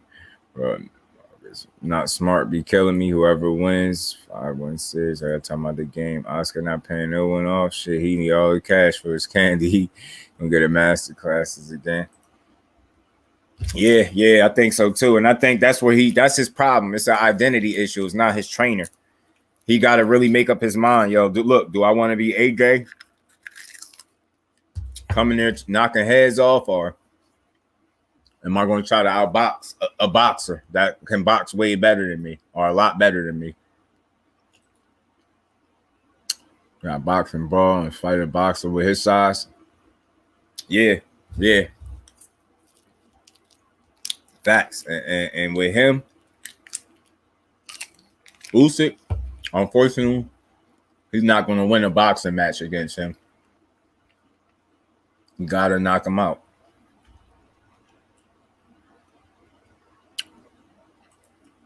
That's silly. Yeah, he definitely got to knock him out, in my opinion, to win. And I think he's going to lose again. And they saying Fury is potentially considering or something the winner out of Usyk and Joshua for undisputed. So of course he lied about retiring.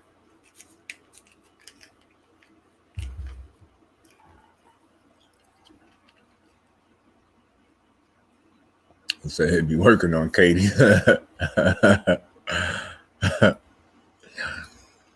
Thing is, Usyk was about to finish AJ in that fight, so Usyk can hit his ass just as hard, and it just makes that things even more uncertain for AJ. Facts.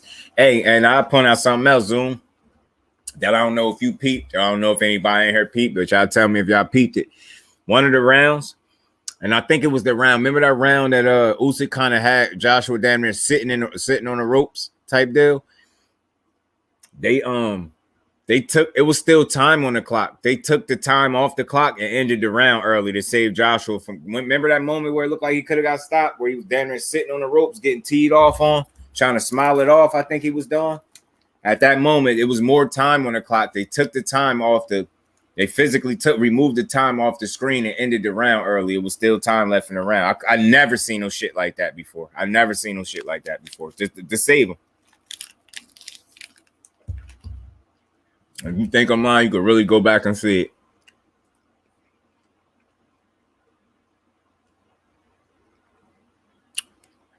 it. Oh, y'all ain't hear about Oscar being that just speaking on Oscar. He said he's been offered 10 figures for Golden Boy. He said, should he sell it? What y'all think he gonna do? Say he been offered 10 figures for Golden Boy. Usyk already undisputed and duck no one when losing. Yeah, he's a really good fighter, Usyk. He on that pound for pound list to me. What's going on with Danny Jacobs? Is he still fighting? Yeah, he ain't been looking good these last few fights. Danny Jacobs ain't been looking good at all.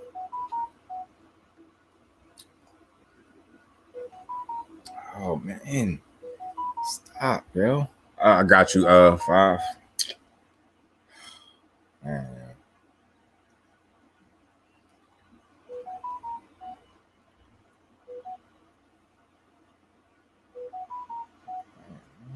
I got you, bro.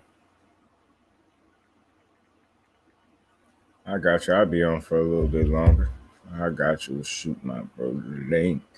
Gotta go to booze. Oh yeah. Are you laughing at me?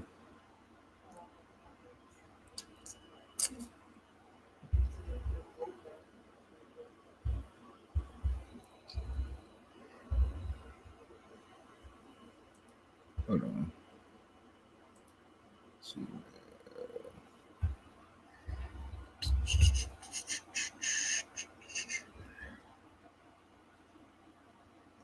Hold on, bro. I got you. Gotta give me a couple seconds. Bear with your boy. Just gotta go booze.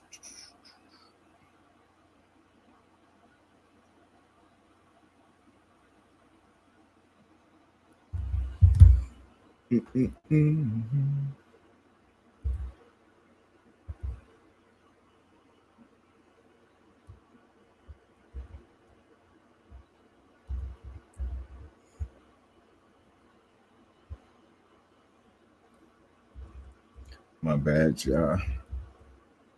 Hey.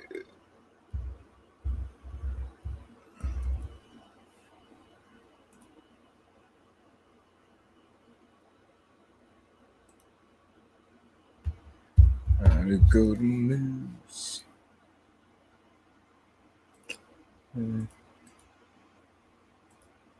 Five, you still in here? I'm gonna put it in the chat. I couldn't get your email to come up, but I'll put it in there.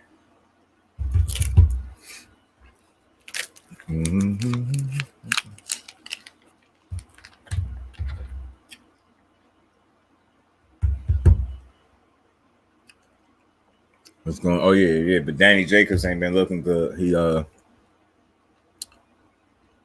his ass. I was mad. What's that Zoom? Oh yeah, Danny. You talking about Danny? Yeah, he looked bad. John Ryder lost his last fight to a journeyman or not a relatively unknown fighter, a low level fighter in my opinion. Somebody he shouldn't have lost to. Max getting cash for his limo to pay the Yeah, facts. Curry gonna beat Joshua again, man. I really think so. Yeah, and he gonna OD. He ain't look good. Yeah, he did. Facts. Jacobs did enough. Yeah, 5 probably jump on in a second. Usyk almost had him. Had him in the 12 too. Free was good, bro. What's going on, man? Mama's not here. Just chilling. How many men have that way of thinking? How many men are there? What's going on, fellas? What's good, 5?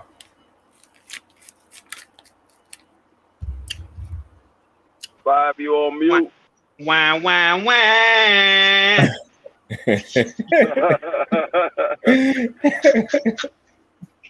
Yeah, David. Oh man, boy, nigga feeling wonderful. Boy, shower fresh, trying to roll up a blunt. You know. I'm trying to give my mind a push. Yes, sir. It's cold off out here, full moon and shit. Yep. I'm good now. My damn moon look like a werewolf about to come out. They got the clouds all in front of it and everything. Yeah. Yeah, he said 10 figures. He got offered 10 figures for Golden Boy. Yeah, I don't think AJ got nothing for Usyk. You're not gonna be able to come in there and just straight try to bogart your way through the fight because Usyk's a better boxer. He gonna box AJ head off with AJ trying to come in there and bum rush him. You gonna fuck around, get caught. You gonna fuck around, get caught with something, and get dropped.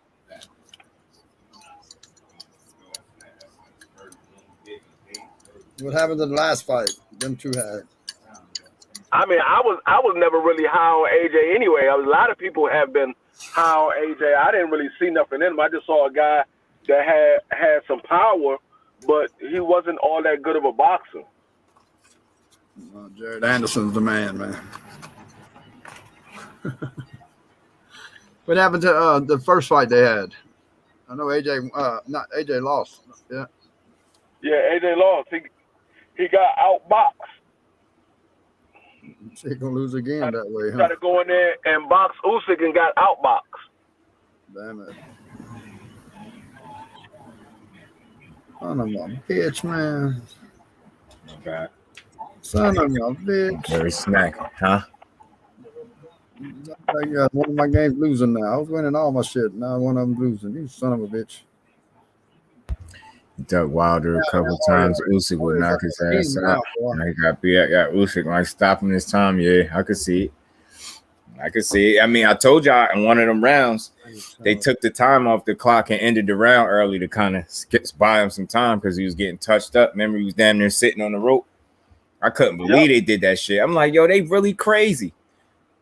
I remember one time, I think wasn't it him? I think his tape was coming undone or something. They thought nobody was gonna pay attention to it. That's what it was. Yeah, and the motherfucker, they thought they was gonna slip one past. Motherfucker pointed to his tape and called his own timeout. I'm like, yo, the ref's supposed to do that. Like this spoiled ass. That's why when it's gonna get rough for that dude, he gonna check out. And like I said, I don't think it's the trainer is the issue. I think it's an identity issue for him. He don't know if he should be a brawler or like destroy you or try to box. You know what I'm saying? Andy Ruiz turned his ass into a boxer in that second fight. And that shit carried over in that Usyk fight. He went there trying to box a motherfucker that he never was going to outbox and lost because of it. There we go. E3. Yeah. What's the score on the Braves game, K? He said, what's the score on the Braves? I think Danny actually beat Ryder. It was 8-5, man. Yeah, he let up a little bit off the gas. He started like going through the motions on the second half of the fight. I was just like, what's up with this dude? Why are you fighting like you don't care? I think that's them M's. That's them M's that he was talking about that he's touching it. That's the fucking M's, man.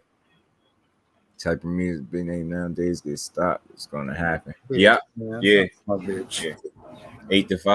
Yeah, 8-5. But I'm losing the Astros now. I was losing 5-3.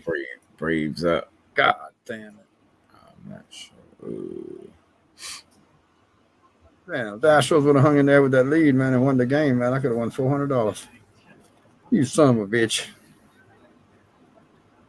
Oscar with that booger sugar. Oscar, man, he gonna get all that money. He gonna OD. They're gonna find him in the He gonna go. G5 popped off too.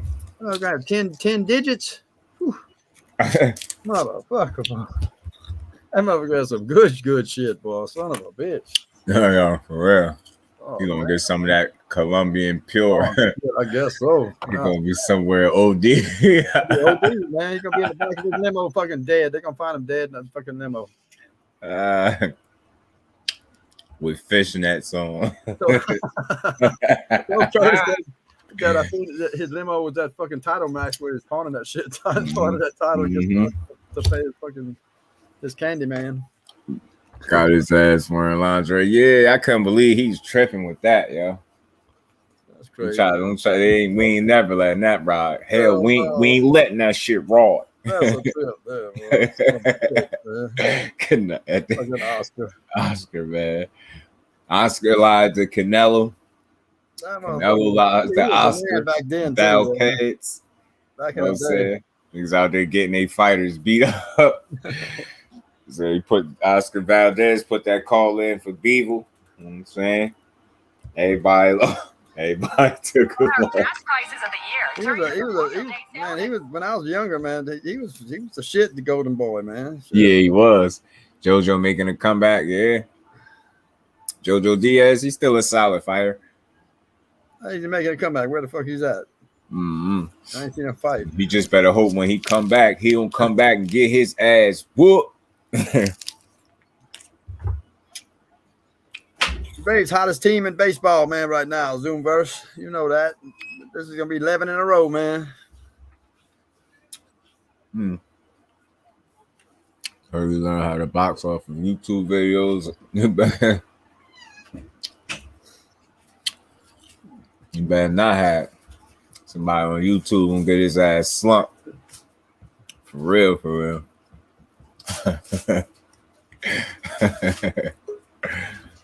Damn it, boy. Yeah. So you going to pick me up tomorrow, man? Huh? You going to pick me up tomorrow? Come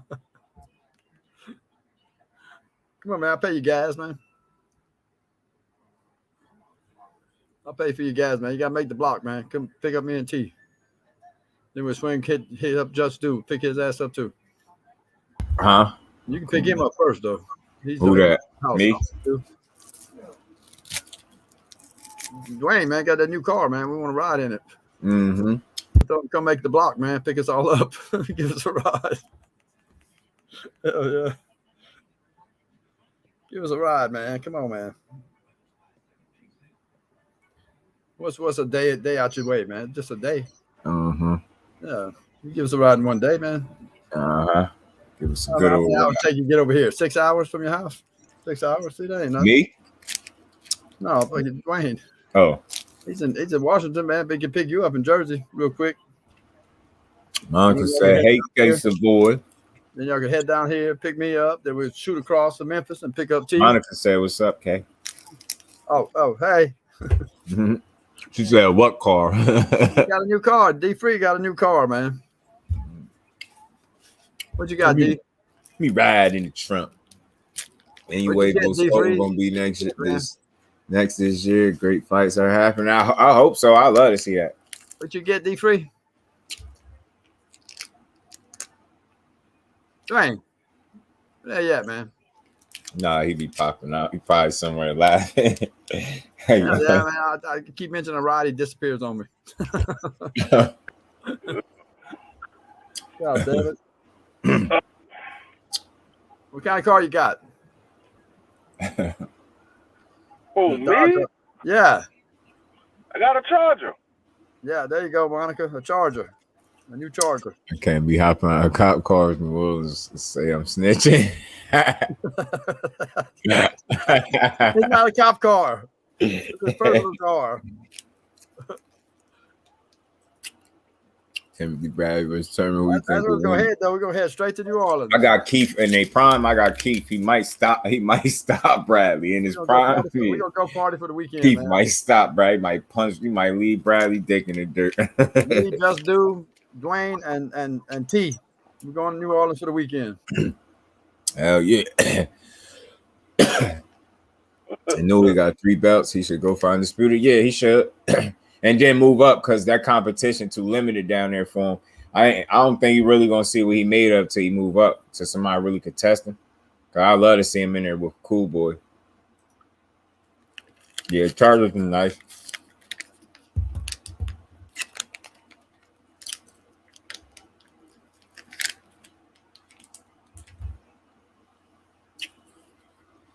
I think Cool Boy put hands on Buddy Boy.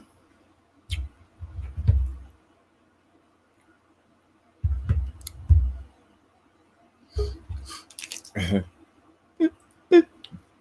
got dropped off. I don't know what happened. Timothy great grandpa Bradley still fighting. Nah, he ain't fighting. That's what he said. He said in their primes who will win. So I got keeping that one. The new got 3 belts. Should he go for? Yeah, he should go for undisputed. Shit. Mm-hmm. I would. Yeah, he 1 belt away. I don't see why not. But I'll say right after that, don't even worry about defending it. Just go up because ain't none of them dudes gonna beat him. Yeah, it's time for him to move it. They can't beat him. They really can't beat him. Cool Boy, nice. I feel like it would be a tough decision. Yeah, it'd be yeah.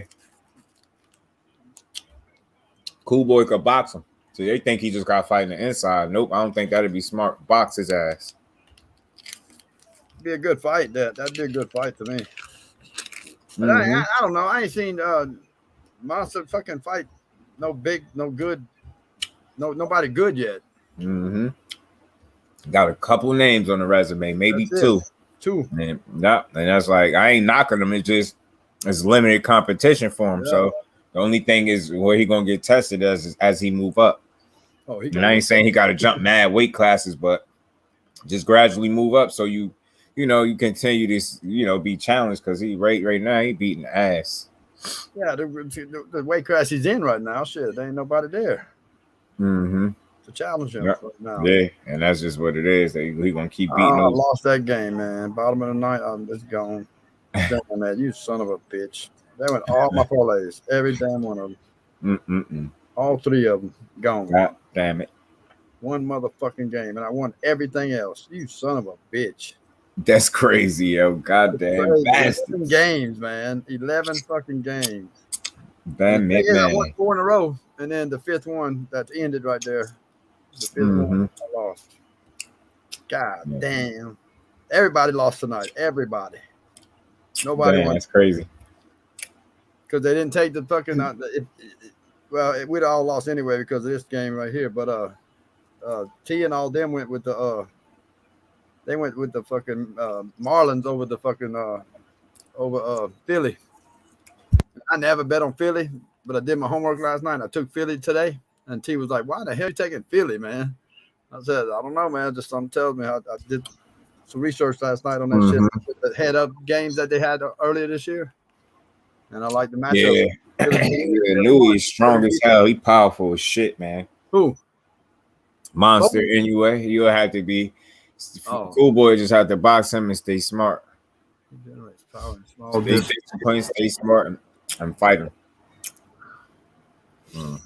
It's a cop car color.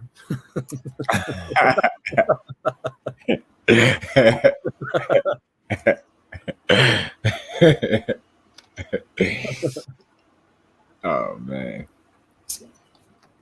Well shit, man. I appreciate all y'all coming. When you get the back of it and it's got the plastic seats, then you know something's up.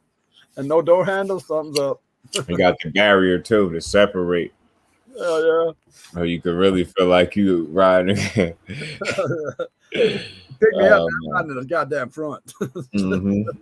Yeah, you got to get your ass in the back. Hell no, man. Put the cuffs on. You can cuff yourself. You could do this the easy way now. Hard ass plastic back seats, man. Fuck.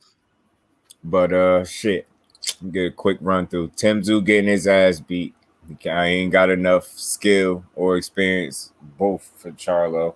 Hell no. Devin Haney fight Kambosos again. His ass is grass, as they call it. Yeah. They could keep hating on EJ. That's just bulletin board material for him. So when he beat that boy up, we can make a compilation of all them dudes hating on him. You're damn right, boy. Damn right. I'd call them all out too. Y'all. Tell him you don't care if they ain't fighting. You don't care if it gotta be exhibitions, sparring matches, whatever. You want to smoke with everybody. Man, y'all, I swear, yo, I love to control his IG for a minute. Well, that'd be some shit. I call everybody, yo. I call them all out, man. Every damn one of them that fucking said they wanted to. Hey, last one of them. Tarver too. Fuck that. Oh, yeah, all of them. Every damn Sugar Ray, everybody. Yeah, everybody, boy. Shit. Especially if he beats Bud's ass, boy. God, Lord. Then they're gonna be backtracking. Then that'll all say something. Ugas loss got people switching panels and not coming around. Motherfuckers ain't speaking no more. Like, God damn, all over a loss. God damn. Bud done lost all that energy, man. Hunting. He was fishing for the big fish. Now he forgot how to fish. Damn, man.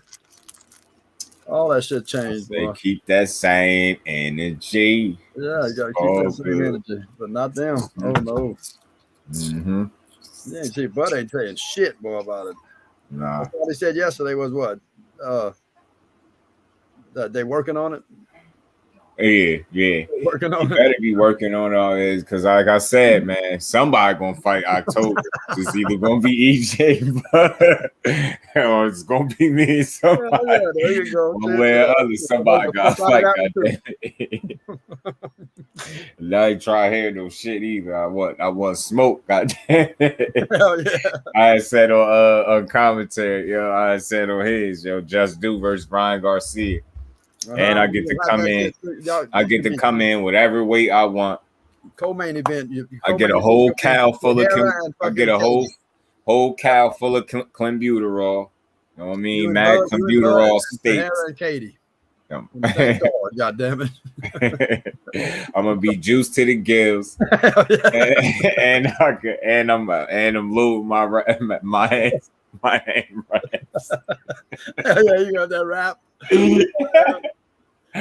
I'm loading my hand wraps, and that's his ass. Being that he already the boxer, I don't need a full training camp. Just let me get enough win to go a couple of rounds. Pretty sure if I hit him with the plaster of Paris, I'm gonna put him knocked Bud out the first shot, boy. Just so y'all know, we just in here bugging, joking, man. So Ryan Garcia, he got potential if he actually if he wanted.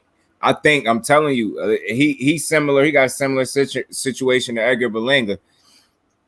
They their name is bigger than their talent right now. You get what I'm saying? I think that's what it is for both of those dudes. Berlanga, like everybody know him. He got the hip hop community, got that, you know. But his name is bigger than his skill set. Like you get what I'm saying? His name outweigh the skill set. Like what they expect, the expectation outweigh his skill set right now too. And I think that's what Ryan Garcia, he fit that mode. Yeah.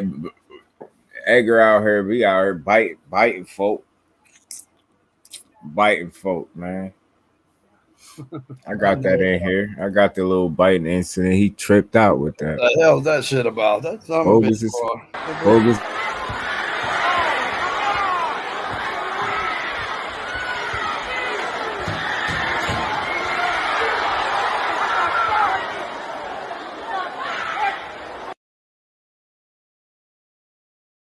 He damn sure ain't went on unanimous decision with his whole ass. I know that's right. God I'm sorry, they ain't went on unanimous decision, but niggas, people be like, I don't want to be too hard on him. I ain't being too hard on him. I'm just calling it what it is. He still got shit to learn. Everybody do know who you is. Stay off that celebrity shit. Just like Greg Hatchett says, just stay sharp, bro. Just stay sharp and keep doing what you're doing.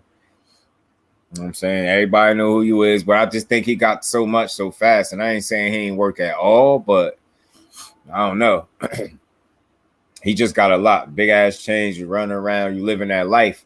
And it's just like dude said, that celebrity chill with that celebrity shit gonna get you hurt.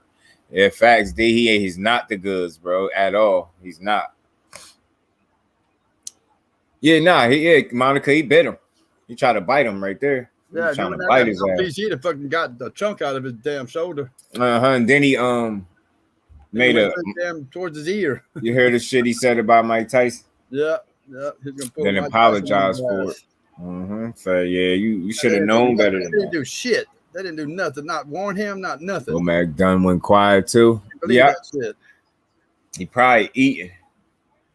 That motherfucker didn't say. They didn't do shit to him, man. Nothing. That's why I hope that's a good sign though, that they quiet a little bit, that they just gonna get this surprise announcement out of nowhere. Son. Warriors won that game 104-94.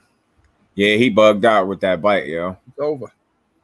Yeah, it did look like it to a certain extent, though. Like he was trying to kiss him, but he was hungry for flesh. He was supposed to be hungry for to beat ass. You know what I mean? Hungry for a knockout, hungry for a great performance, not flesh, bro. Shit. Count Dracula, motherfucker went to biting motherfuckers in the ring out of frustration, talking about because he was elbowing you. Nah, bro, I don't care about that. Nope. They ain't gonna get fined, Monica. They ain't even give him a warning during the fight. They ain't say nothing. No warning, nothing. Yeah, the referee treated that like he ain't even do it. Yeah, like he didn't do shit. That's fucking crazy. Yeah, they bugged out. Couldn't believe that shit. Not a point taken, not nothing, man. But nothing even said about it. And they were putting it on replay. Yeah. The only one that said something about it was what's his name? Mark Kriegel was calling him out for it because it's like it's to the point where it's so obvious. If y'all all sit up there and ignore it and don't nobody speak on it, that's irresponsible as hell. You gotta call him out for it. It's just a mistake. It ain't like it ended his career, but you gotta call it out. He wasn't supposed to do no shit like that. Mad disrespectful. That shit was crazy.